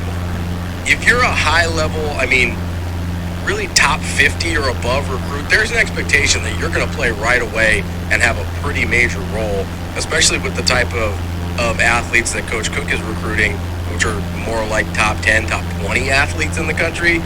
It's not just you're going to play, you're going to be really good, and you're going to contribute to a high level of success right away. You're talking about, the kind of guys they bring into Duke every year. That's what Coach Cook does. And, you mentioned Lexi Sun last year. Sometimes there's just not a spot for everybody, unfortunately, and some people like to stick around and be part of the culture and whatever, and somebody like Kayla Caffey, who's been in college for a super long time, maybe just decided that wasn't for her. So that's the news that dropped last night at about 11 o'clock. I'm sure there'll be a little bit more today, and then, of course, next week, Volleyball Media Day, John will be asked about it. All right, coming up a little bit later on the show, Mike Stoddard, Mike Schaefer, Matt Verzal, all will join us. Robbie in here for the first couple of hours. We've got lots to discuss, not only more on the Kyler Murray, because you guys have reaction. We'll talk about Zion Williamson and more. The judge, as you heard in the open, walk-off against the Royals last night. The Royals offense was an anemic third straight game they've been shut out. Curious on who was in the lineup when Bobby Witt Jr. is not playing. Salvi Perez is playing for the Storm Chasers in Syracuse. Benintendi's playing on the other side. So a rough night for the Royals last night. Plus, NIL back in the news. It's not the devil. It's not the devil, folks. As it happened at the end of our show yesterday, Nicolas Crawford got a lot of run nationally yesterday, and so did his NIL deal, which we will discuss as we roll till 10. We are now less than a month from the college football season. Can you feel it? Feels like outside.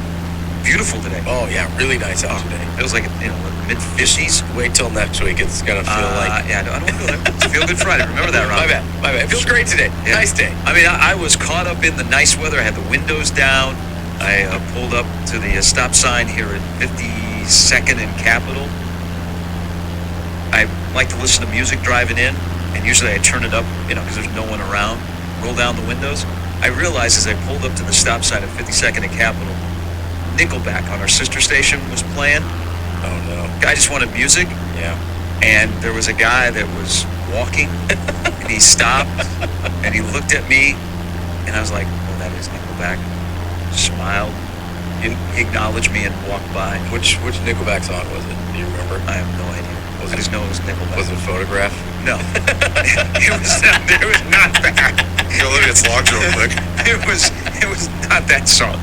But like, okay, yeah, does that guy know me? No, let's just keep it moving. If it's How You Remind Me, I'll give you a pass. You know what? Might be. I just wanted music turned up. Sure. They just happened. Why are they playing Nickelback over on that station, Chance? Why don't they play some Lizzo? Why they got new Beyonce? Oh, they throw some in from the old rotators every once in a while. Radio term. Yeah, that's a deep cut. There's Robbie, Chance here as well. I'm Garrett Sharp, betting in the morning on a Friday, the last Friday in July, 16/20. Hey, bud.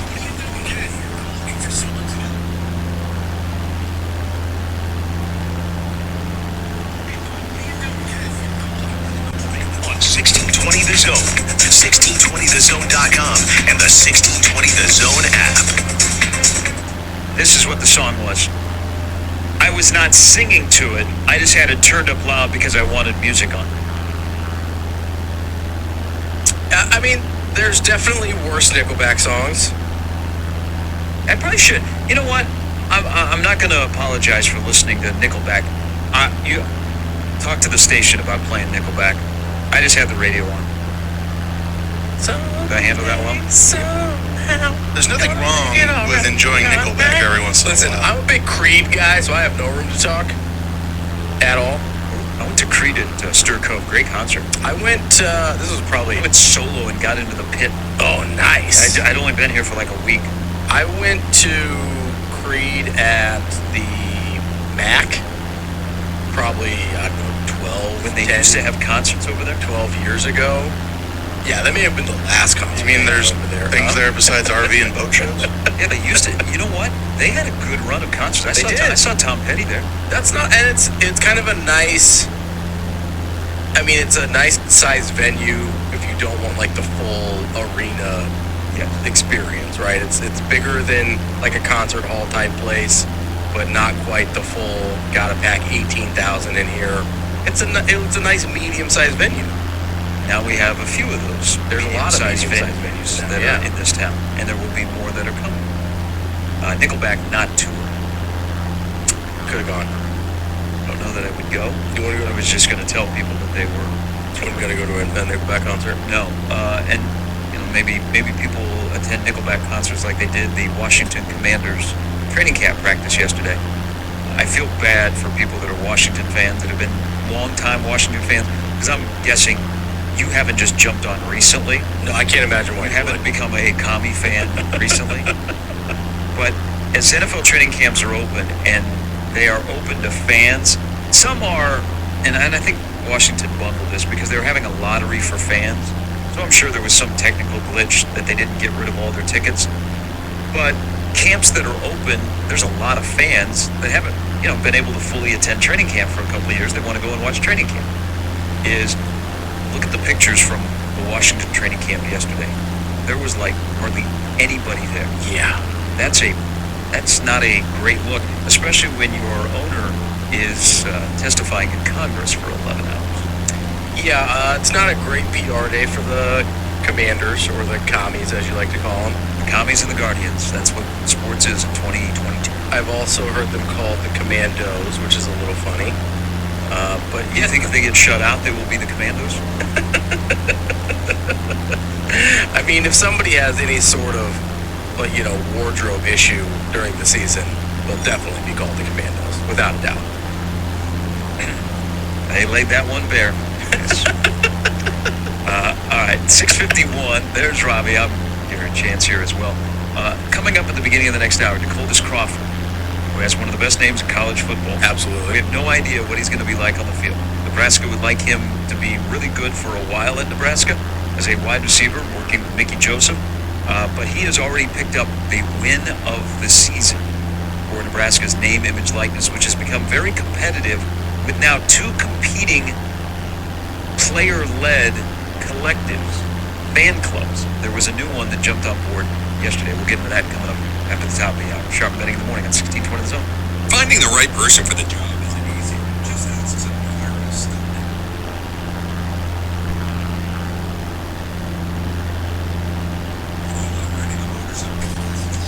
Sharp and Betting in the morning on 1620 The Zone.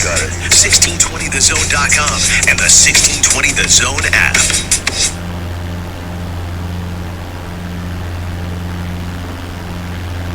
Really?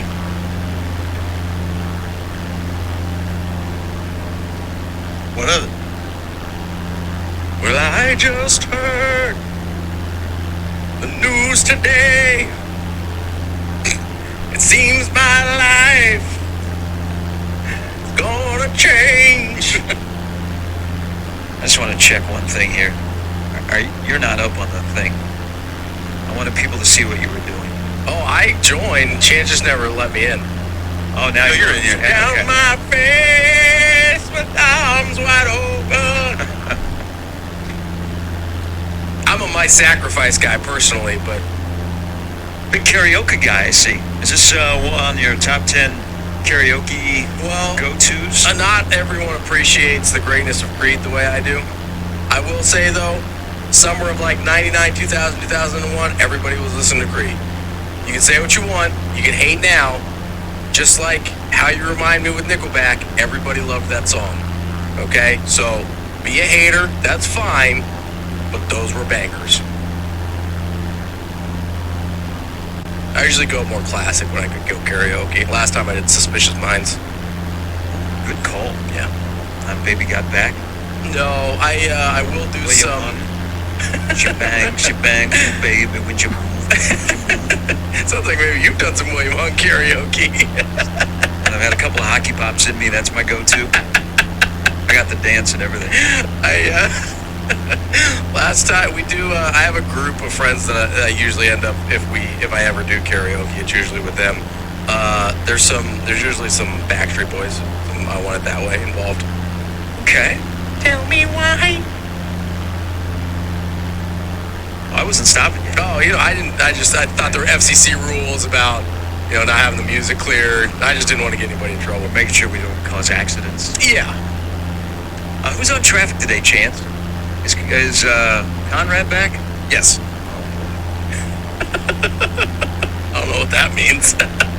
Conrad has cashed in his week of doing traffic. Yesterday it was the always go-to in this town, 72nd and Dodge is congested. So it was 90th and Dodge. That's your traffic report, brought to you by Conrad. When I was heading home on 90th and Dodge, there was just a stalled vehicle, so that was fun. Were we letting you know? Was Traffic Man Mike in the afternoons letting you know? I was listening to one of the music stations, so I don't know if because I wasn't necessarily tuning in for Royals baseball yesterday on the way home. Okay. I'm on a little baseball embargo right now because the Red Sox just make me sad. They won last night. Yeah, but they're still really bad. They went through a little stretch here where they probably went from buyers to sellers. Yeah, it's been about a full month. It's been July, which has just been an unmitigated disaster. Well, good for you. July is almost over. Yeah, I don't know that the disaster's over. It's like a grease fire that you're throwing water on. I'm not sure that part's over, but All right, coming up in the next hour, Dakotas Crawford is the winner of Name, Image, Likeness. But how about players begging for money? Odd? A little bit. Comfortable. We'll discuss when y'all return. Sharp Betting in the Morning. Robbie's sitting in for Damon. I'm Gary. Chance here as well. 1620 The Zone. Geico presents Dearly Operations.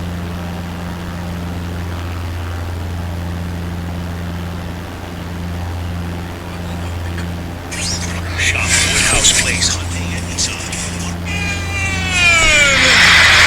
Three-run home run for Xander Bogaerts. What a jolt for the Red Sox at the time they needed it most. 3-1 Boston, thanks to the X-Men.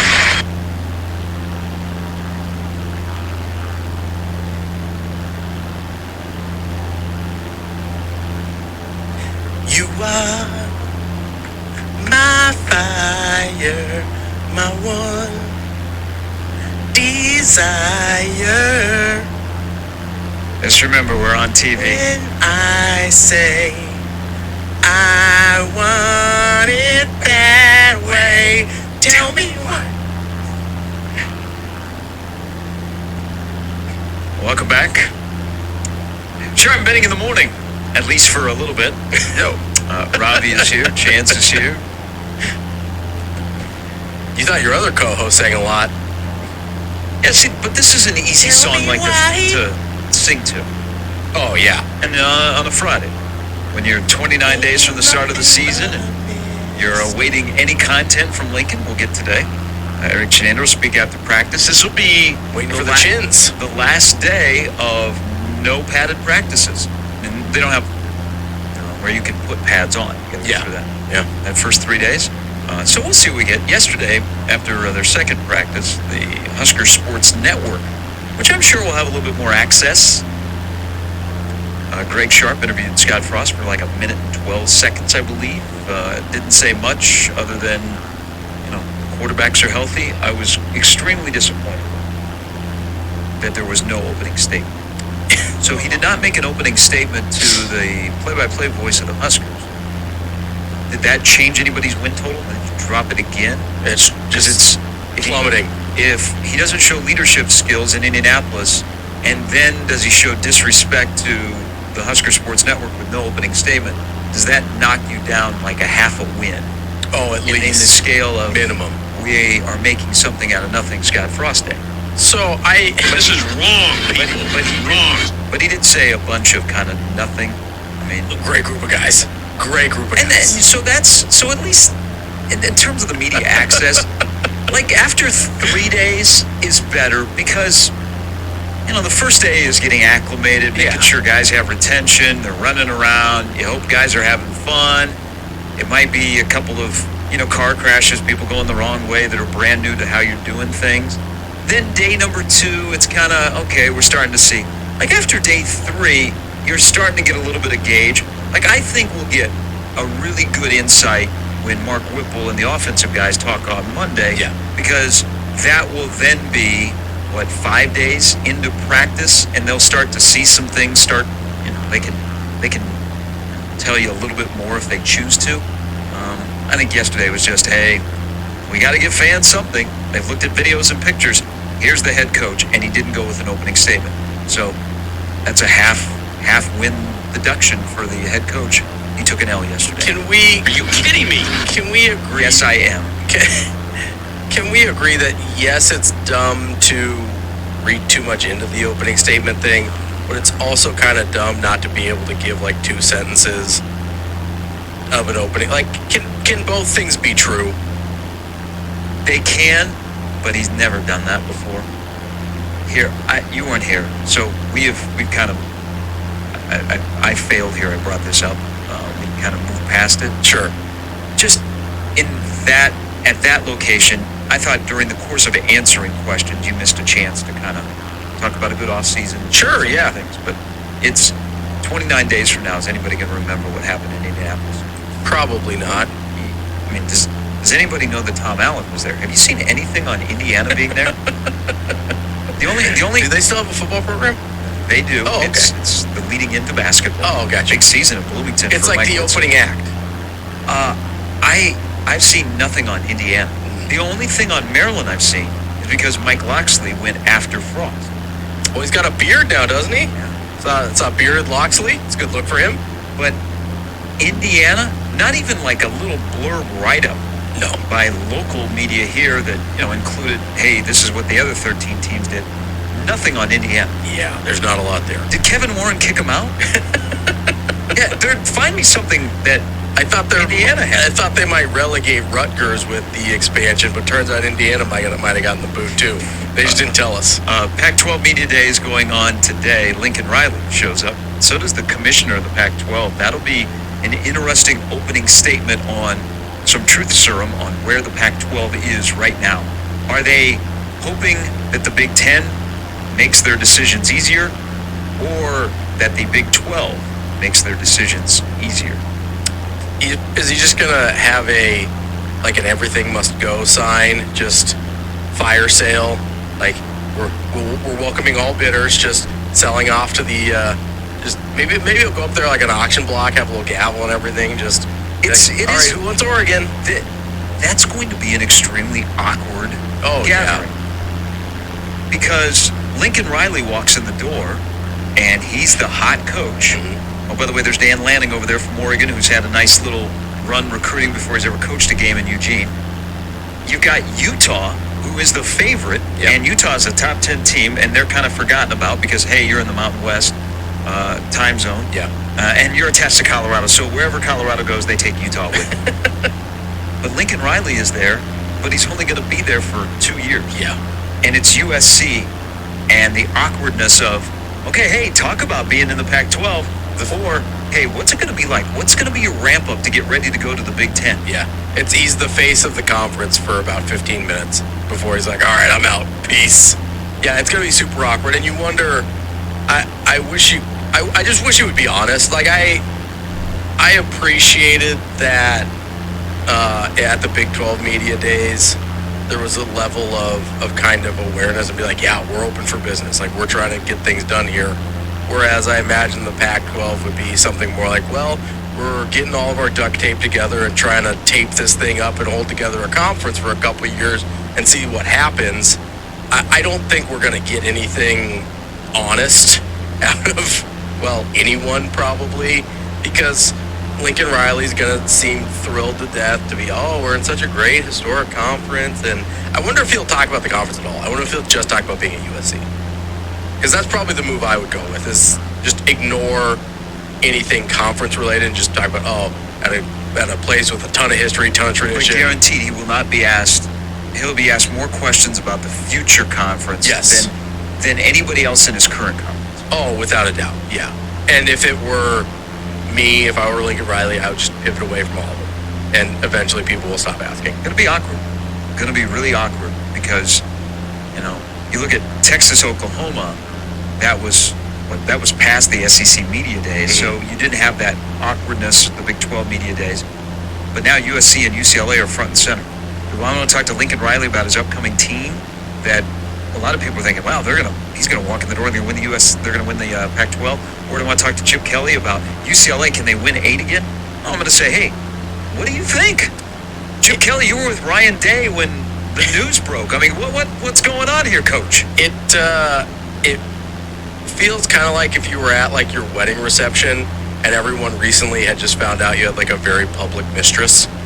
Like, that would be kind of the level of awkwardness I'm imagining here. Like, during the speeches, is your best man like, well, I wasn't sure who we'd be up here with today, but Lincoln Riley's here for sure. That's all we really know. That's all today for the Pac-12, which I'm sure if you find the Pac-12 network, maybe they'll be doing some coverage. If you can find the Pac-12 network, let the rest of us know where it is. Now, with the addition of USC and UCLA and what that does to the Big Ten in their media deal, which is getting close to being announced, we're probably about a month away. There was some news yesterday. So John Oran, who is on top of this from Sports Business Journal, he's been on our show, walked us through the scenario. This was before the 2 additions and the price being amped up. He said yesterday on the podcast, ESPN is a wild card and they're no longer a front runner. Dig in, everybody. ESPN/SEC, Fox/Big Ten going head to head. Yeah. So with the addition of 2 new teams and maybe an Amazon and Apple, CBS becoming more aggressive, ESPN's offer, which sounded like it was a good offer for the Big Ten before the addition of Los Angeles, they have slid back, and now CBS has become aggressive. Yeah. So with a TV deal for the Big Ten, let's say you don't have any football on ESPN, and ESPN goes all in on their 2 properties. First and foremost, the SEC and the ACC, and Fox is Big Ten, which leads into the battle of, okay, what's it going to be like when that playoff contract comes up? Also, what is it going to be like with Notre Dame in the middle and ESPN wanting not the ACC to fall apart? Do they try and broker something with Notre Dame? Do they jump in bed with the Big 12 to help Notre Dame get to that magical $75 million that is being reported? Yeah. That becomes a battle. But the CBS thing with the Big Ten, I think, is a slam dunk. The national standalone window of 2:30, the SEC has used to elevate the status of their conference, and the branding would be fantastic for the Big Ten. And I keep saying, Robbie, the Big Ten is in a great spot to start the day and finish the day and own everything in between. Yeah, I agree. The CBS time slot is a really attractive one. I do get a little concerned with not having ESPN involved at all. I would be inclined, even if and listen, I know that the dollar figures make the world go around, especially in this arena here, but if the ESPN offer is competitive, I feel like I would be inclined to give them that next level of game after the CBS game, because you want ESPN covering your conference. And the value you get from that is probably worth the difference if, assuming ESPN is competitive, maybe they're not the best offer, but they're in the neighborhood. Assuming they're competitive, I think ESPN brings enough value in terms of eyeballs to your property that I would want to go with them still, even if it's your third tier rights as opposed to your second tier rights. To me, that would be important, because a lot of people still default to ESPN for College Game Day, Sports Center, your highlight shows. I mean, there's a lot of the properties on Fox that they're trying to get to that level of popularity, and the fact is they're just not there right now. Even if some of the content might be better, depending on which college football coverage show you're talking about, the fact is a lot of people just default to ESPN because it's where they've always gone. So removing the motivation for ESPN to feature you seems like not the best move to me. I do wonder if Amazon Prime or somebody like that just comes in with a Godfather offer. And Amazon Prime is the one that I think is most likely to do something like this, because their television packages are kind of like the Costco rotisserie chicken of their business model. They just want to get people onto Amazon Prime, and then they're like, if you're using Amazon Prime already, you're gonna order all your groceries through us, you're gonna order all your stuff through us, get your free delivery. They just want you to sign up for their product and then get their hooks in you. They understand they might not make money on the thing that's getting you in the door. They're going to make money on everything else you do once you get there. So that's the one where I could see Amazon making an offer that makes ESPN's offer not competitive anymore.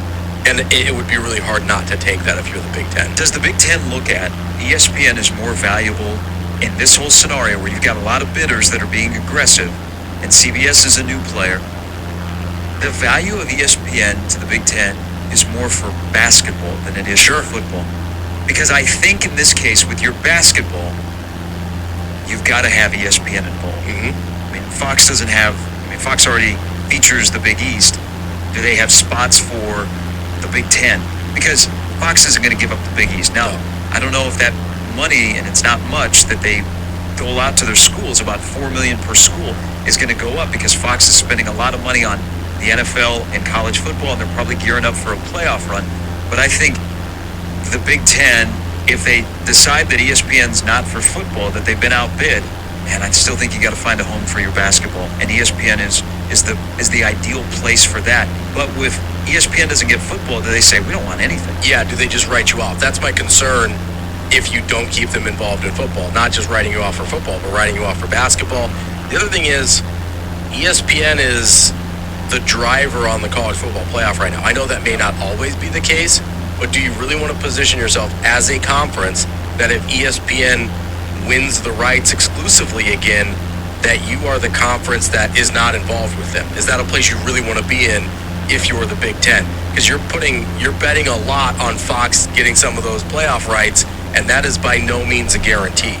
So that would be something I'd be concerned about. You can't just be looking at, okay, the money from Amazon or the money from, another streaming network or whoever is so much more. You have to look at the other value that ESPN brings to the table.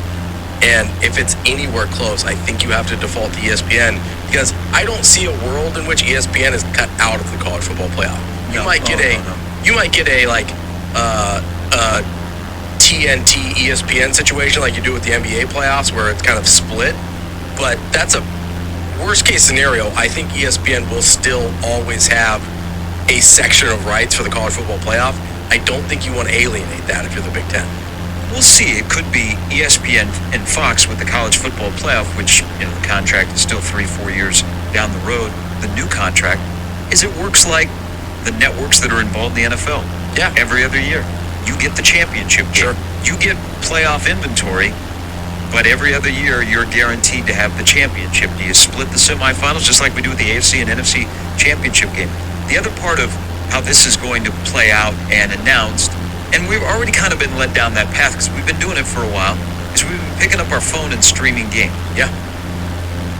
Well, some of us don't want to sit here and look at a small screen for multiple hours, so we cast it onto our regular TV. But the thing that's in your hand the majority of the time, called your phone, is you're going to be watching Big Ten football. And here's your time. We're going to give you a little head start. Just get ready for your parents who are a little bit older, and they want to watch all the games on TV, on regular TV. They don't want to watch a game on the phone. They don't want to know what Chromecast is. They want to be able to watch their favorite football team in the Big Ten or in the NFL, wherever, on their regular TV. Look, and especially in a state like this, that's a big deal. Yeah. Because, look, I'll give you an example. In radio, KFAB forever had the right. You know, they had it forever, then they lost it to this company when it was called something else. And, you know, when KFAB lost Husker football, a lot of people, older people, didn't understand. Yeah. They wondered why the games are not on KFAB. Their radio on top of the refrigerator in rural Nebraska, that knob was soldered to 1110. And they had a hard time adjusting, going to find a different affiliate to listen to their Husker football. Sure. And it was a transition that to this day, because I know people up the street, they will say when the football season begins, they'll get on the first football Saturday 3 or 4 calls of people wondering where the games are. Yeah. And I don't think back then there was a fight, with the affiliate changing and stuff in this town. There was a good job of educating people that, hey, the games have gone somewhere else. Yeah. And that's on the news station to promote, hey, we are the new home of the Huskers. Is they're going to have to, again, I look at this state, older fans, you're going to have to let people know that not every game is going to be on your TV, on Big Ten Network, Fox, ESPN, ABC, whatever. You're going to have to pick up your phone, my parents, and watch a game on your phone so that you don't lose your mind. Because you're going to complain, why are we doing this? But here's the stark reality. Yeah. And we've already been going there for a while. Sports is going to be on your phone, and it's going to be more prevalent from here on out. Yeah. If the idea obviously is not just to get younger viewers, younger demographics, the people that are now your core expendable income, buyers for your advertisers, but it's also you want to ingratiate your product into their daily life as much as possible. And how do you do that with most people now? It's get it on their phone. You still have the option to watch it on TV or to cast or whatever, or to download the app and put it on your phone if you've got a smart TV, but you really want to make whatever it is that you are, whatever it is your product is, in this case, college football, Big Ten football, Nebraska football, you want it to be an ever-present part of somebody's life in the palm of their hand. The way you do that is you put it on their phone. And that's the way kind of everybody's going. That's just how people consume things now. I don't like watching. Unless I have to, I don't watch games on my phone. I don't either. I put them on. I usually have the apps on my TV, so I don't necessarily have to cast it, but if I can avoid it at all, I don't watch a game on my phone. That's just if I'm in a place where I'm without a TV or can't get a sightline on a TV or something like that. It's not my favorite thing to do. I like having the option if I'm stuck somewhere, but if I have my preference, I'm not going to watch it on a, whatever that is, 4-inch screen TV. That doesn't make any sense to me. That's where we're going.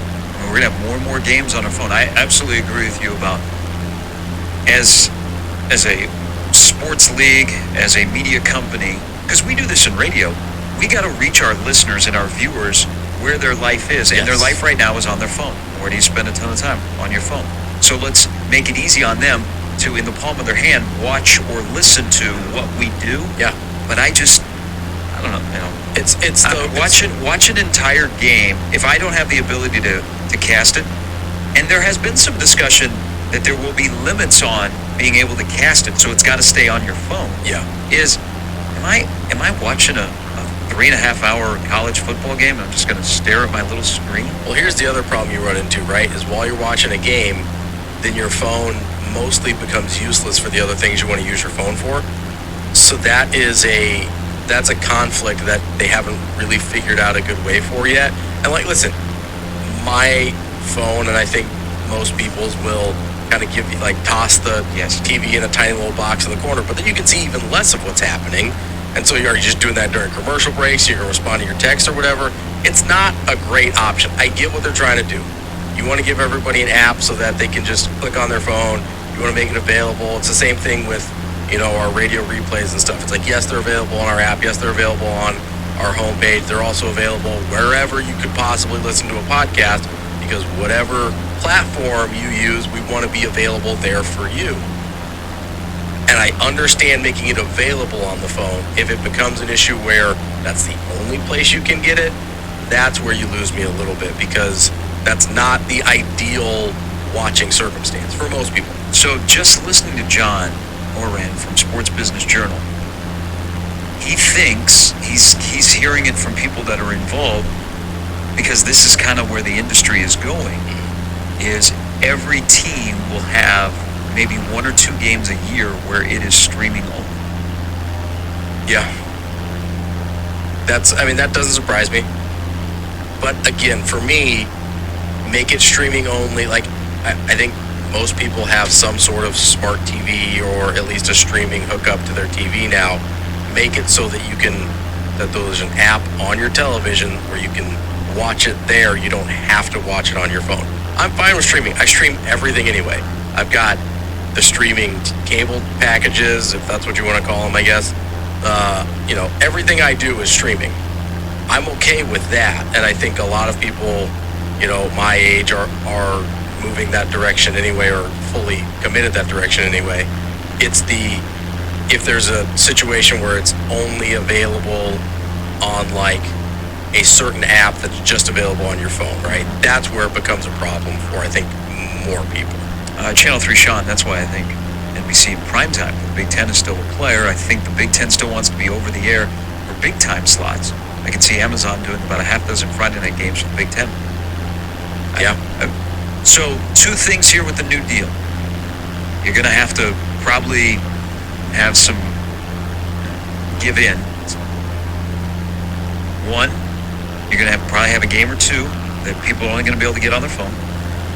And the other one, I think they are going to push, if I'm a new TV partner, remember, I'm in competition. Mm-hmm. So in the college football world, Saturday is stacked. But what about that Thursday? I mean, we backed away in college football going against the NFL, but I want to spread out my inventory. Yeah. So can I win Thursday, Friday, Saturday?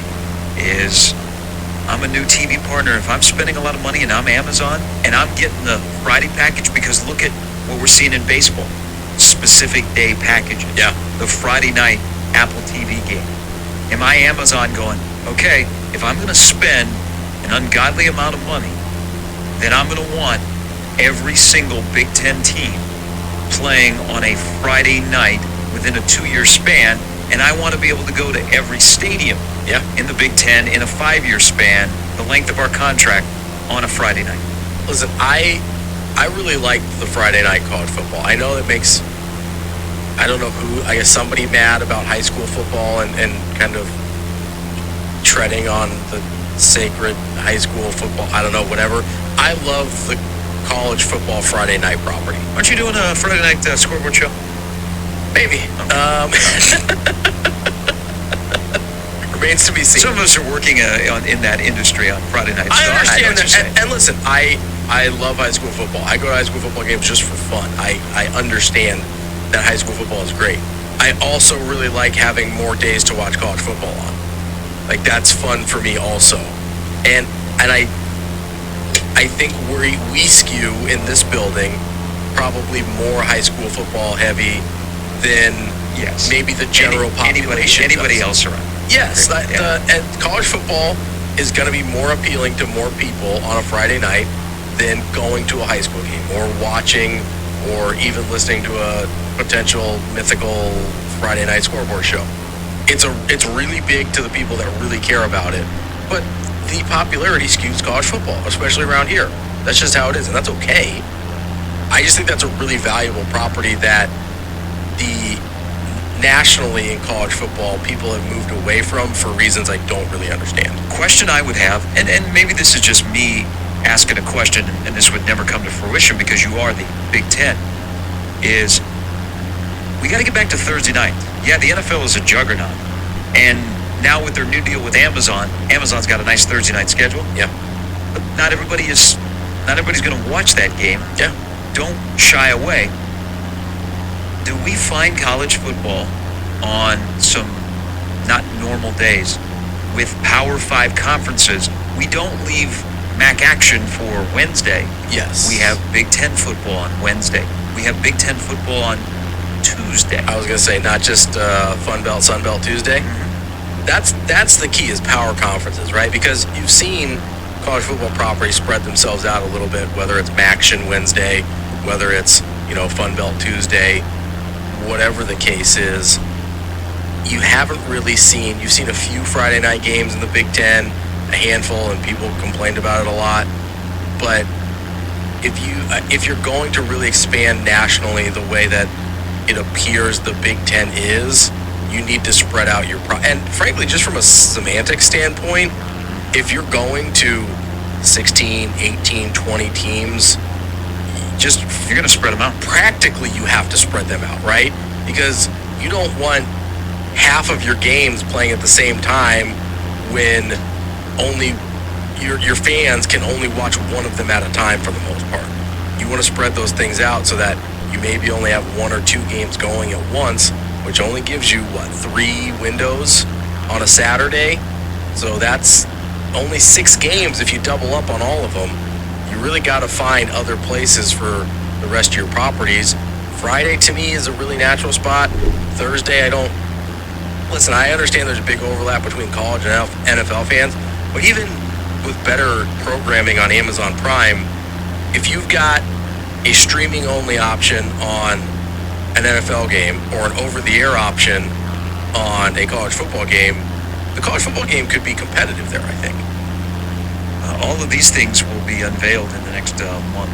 It'll be fascinating, but it sounds like ESPN is not a slam dunk to be the number 2. But CBS, that 2:30 CBS, Ryan asked, will we be able to have the CBS college football theme? I think the SEC is negotiating to take that theme to ESPN. Really? I mean, what is CBS football without the CBS college football theme? It's true. I mean, I assume CBS owns that, right? I don't know. I thought so too. I would have thought, but somehow the SEC has an agreement. Has a claim to it? Yeah, but that theme has been around a lot longer than the SEC has been on CBS. Yeah, that's what I thought. Yeah. Let's go back to the OG theme on CBS. Let whatever music they've been playing for the last how many years that the SEC has been on that. Let them have that. Let them take it to the future home of SEC football. And we'll go back to like the CBS theme that we heard that opened up the 1989 Nebraska-Colorado game. That old school CBS theme. All right, 7:36. There's Robbie. I'm Gary Chance here as well. 1620 the zone.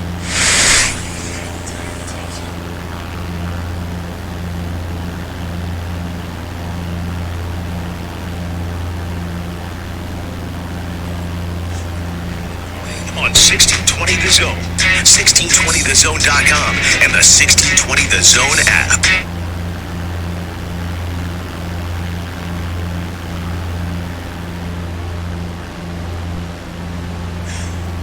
What? This will be the song of the day that sticks in my head. Okay, you were looking really mad for about a half a second. Do you hear there's going to be a reunion? Oh, I've heard. Spice is back. Posh is getting them back together for a documentary. I like this song. It's just it's a song that is played before 8 a.m. that will be in my head now for the rest of the day.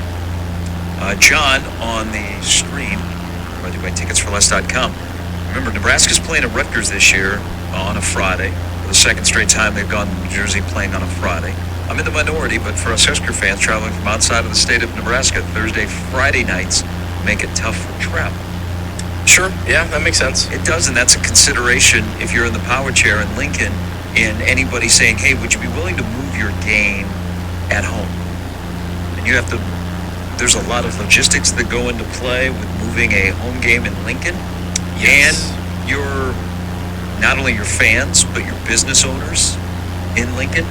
But for the right price, money, TV, they say, you're going to, in a 5-year span, play a Thursday night home game. Okay, can we play a Thursday night home game leading into the holiday weekend at the first week of the season? Because so the Big Ten has done a really good job. Yeah, that's not terrible. The Big Ten has done a really good job. And one of the last things that Delaney did out the door was, hey, we can play night games in November. And we're going to start with conference games. So the league has done a good job of that first Thursday night of college football before the NFL starts. Yeah. They're going to give you a game that is intriguing. You're not getting Rutgers, Maryland. You're getting, for example, last year you got Ohio State and Minnesota. This year you got a really good game.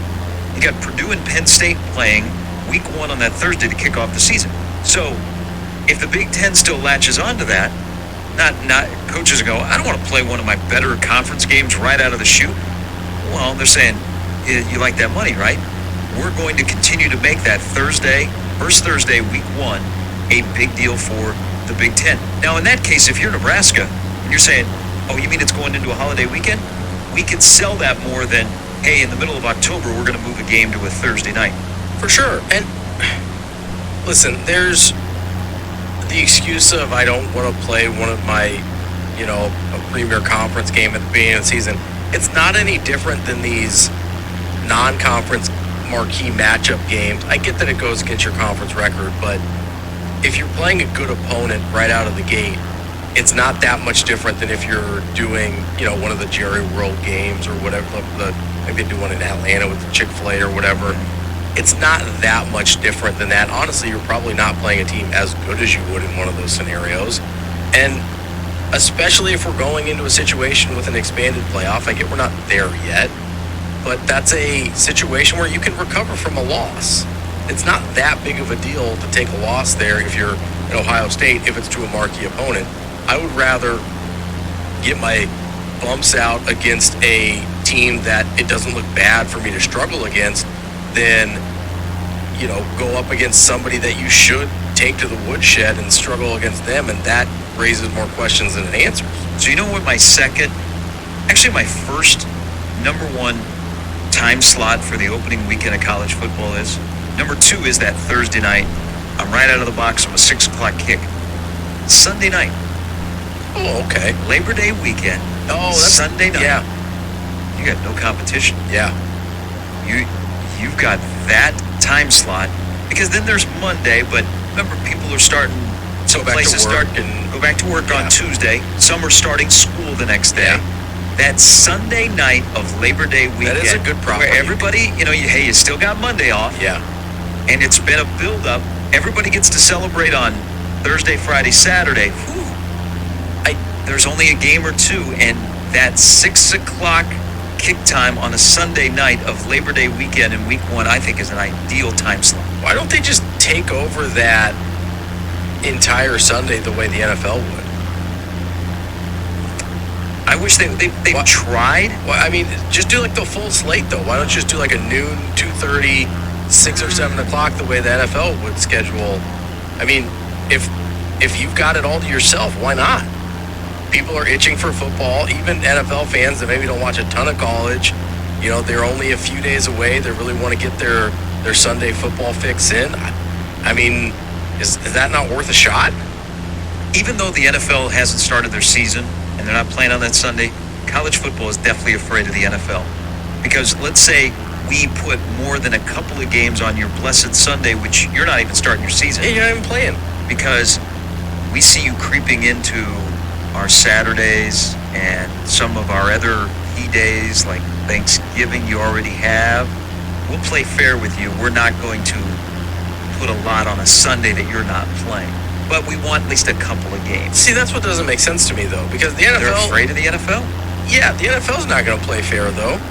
you play scared with the NFL. And listen, I get the But NFL. college football can't compete with the NFL in terms of eyeballs. Right, but you're not competing with the NFL that day. That's my point. Is you're afraid of them on a day they don't play? Because they're looking at, okay, then the NFL says, oh, whoa, we've already taken over your Thursday. We've already taken over Sunday because you don't play on Sunday. We've given you Saturday, except later in the year. Yeah. When you're not really playing, you got bowl games, so we'll have Saturday games. What if we started having regular season early in the year Saturday games, huh? Why would the I don't know NFL where get they angry go. about that Sunday when they're not playing? Because the NFL gets angry about everything. That's just that. Yeah, I mean, you're probably right, but it doesn't make any sense to me. It's idiotic. That's another point of the NFL does things that, in terms of the media, don't make any sense. Listen, college football is the NFL's partner, whether they like it or not. The NFL should encourage and promote that college football Sunday, the weekend before they actually start, because that's their feeder program. That's their minor league system. They shouldn't be trying to scare off of the college football properties. They should be encouraging college football properties, because you're basically just growing new NFL fans, growing new football fans. See, that's where, if you had a relationship, your college football national championship game, to put it on a day which you play a lot, the ideal would be that Saturday between the championship games and the Super Bowl where the NFL is off. Yeah. So you get a Saturday where you don't have to compete against the NFL in the month of January, and that's your championship game. That would be ideal to say, hey, the NFL, we want this Saturday. And the NFL says, that's okay, we got nothing going on. Yeah, I don't. What about the Pro Bowl? Because in January, expanded playoff, how far deep it goes into January. Yeah. Are you playing on Saturday? Because the NFL's got Saturday. I don't understand why there's a competition between the two entities. They should be synergistic. Like, they should work with each other. Is that a real word? Yeah, sure. It's a word people use in corporate America, so I don't know if it's real or not.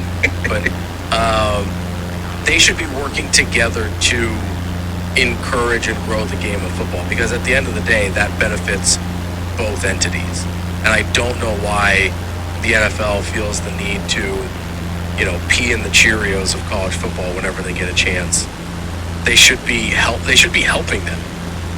But the NFL, at the end of the day, I agree with you. I'm just explaining. The NFL, at the end of the day, doesn't care about anybody else except for the NFL, because they've got such a juggernaut now with the media cycle, the television, the money that's coming in. I understand They don't have that. to listen to anybody. And I'm not even asking for them to help out financially with college football, which they should, because it's their minor league system. But let's take the money out of it. Why not allow them to do things that do not impact you at all? Like, why not help them with those things? Because let's be honest, if college football goes away, the NFL has a problem. Yes. The NFL has a real problem if college football struggles. It's not like college football is going to evaporate or disappear. But if college football struggles, the NFL has an enormous problem. Because where are they going to get their players from? They would find a way. I've always believed this, Robbie. The NFL is too big to fail. Probably, but they would have to they'd have to come up with a completely new and novel way to develop players from high school, which they are currently not set up to do in any way, shape, or form.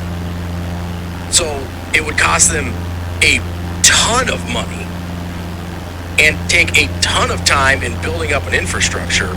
I'm not saying the NFL would wither on the vine and die if something happened to college football, but they'd be in a little bit of trouble in terms of figuring out how to make it work. I'm just saying play fair, because look at, here's somebody. I mean, the NFL just keeps growing and growing and growing. Yeah. Look at Christmas Day now. That used to be reserved for the NBA. Yeah. Now look what is showing up on Christmas Day. Yeah. The NFL. And I totally understand them wanting to compete with other professional sports leagues. I understand them wanting to take over as much of the calendar as they can. But on days that you're not playing football anyway, and it costs you nothing to play nice with college football, who, by the way, provides you all of your players, what is the downside there? That's what I don't understand. Like, what is the loss for the NFL to play nice with college football on days they're not playing anyway? Like, am I missing something here? No, you're asking a very valid question. Like, I don't understand why college football is the competition. College football should be like the little brother that you kind of mentor along. NFL is a juggernaut. And there's also the part of why you don't play your national championship game on a day in which you normally play your college football. Yeah. Because the NFL is like, we got to play. But then the NFL is saying, you know what? We got a Monday night. We got a Monday night playoff game as well. It doesn't make any sense to me. All right, coming up in a little bit, we will get into Coldest Crawford, who yesterday signed maybe the best, or this is how it's supposed to work, name, image, likeness deal on his name with a local HVAC company. It's perfect. But there's also, match made in heaven. There's something else going on with Nebraska when it comes to collectives and player design, player driven fan clubs. Because there was one, the Big Red Fan Club, which has a lot of intriguing things to it. Then yesterday, there was another one that was announced, the Lincoln NIL Club. How do you choose? So many choices. How do you choose which players? Do they have like a Disney bundle version of that? Are they going to have a draft? They should have a draft. Oh, it's the players that are going to each side is kind of interesting. We should have a snake draft with our collectives. That's Robbie. I'm Gary Chance here as well. Sharp Betting in the morning.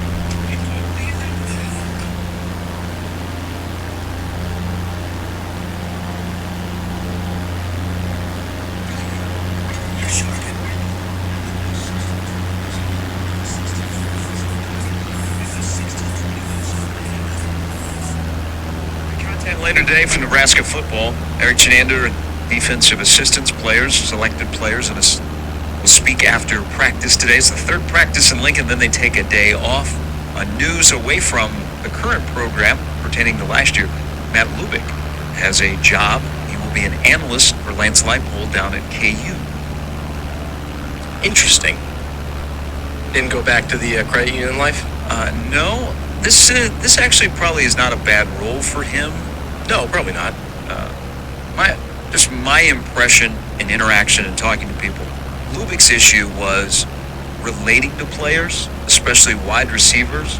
Like, you look at his personality compared to Mickey's, and I think it takes a really vibrant, I act just like you have that mindset wide receiver coach, because they have some big egos and big personalities. Yeah. And I thought Lubick had trouble relating with his wide receivers.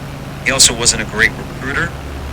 But in terms of developing a game plan and calling a game, and we don't know how much leeway he got last year, I think he is okay at that. But this role as an analyst probably suits him pretty well.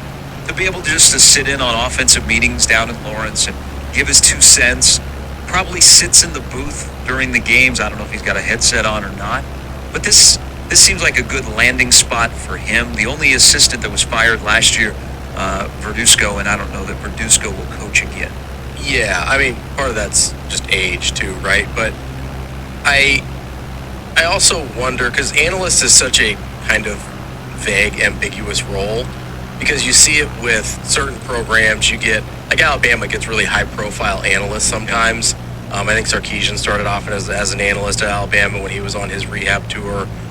You get a lot of guys like that, and I think their duties vary pretty dramatically based on like head coach to head coach and what they want from him. So I'd be interested to see what Lubick will actually be doing at Kansas. That would be. I think there's potentially a really good role for him there, but I also just wonder what they actually want him to do. You also have to have a good relationship as a head coach with your current OC to say, hey, we're bringing in more offensive analysts. Yeah. And this is how we'd like you to use them, is as a sounding board, or maybe just let them watch and then they chime in with their 2 cents. They've been around enough. Maybe they see something that we're not seeing that they can help. But that's about trust and being comfortable that the OC doesn't think, hey, they're here for my job. Hey, what, he's an analyst? I didn't know that. And is he going to be taking over my job? Yeah, I think you need to have a fairly secure offensive coordinator in that role, or at the very least an offensive coordinator that was active in bringing on that analyst because they want another set of eyes. It's a weird situation because a lot of times, especially if guys have been working together. All right, we're going to call that good. Decided to land in Reykjavik, and we'll pick up from there next time on Microsoft Flight Simulator World Tour 2020.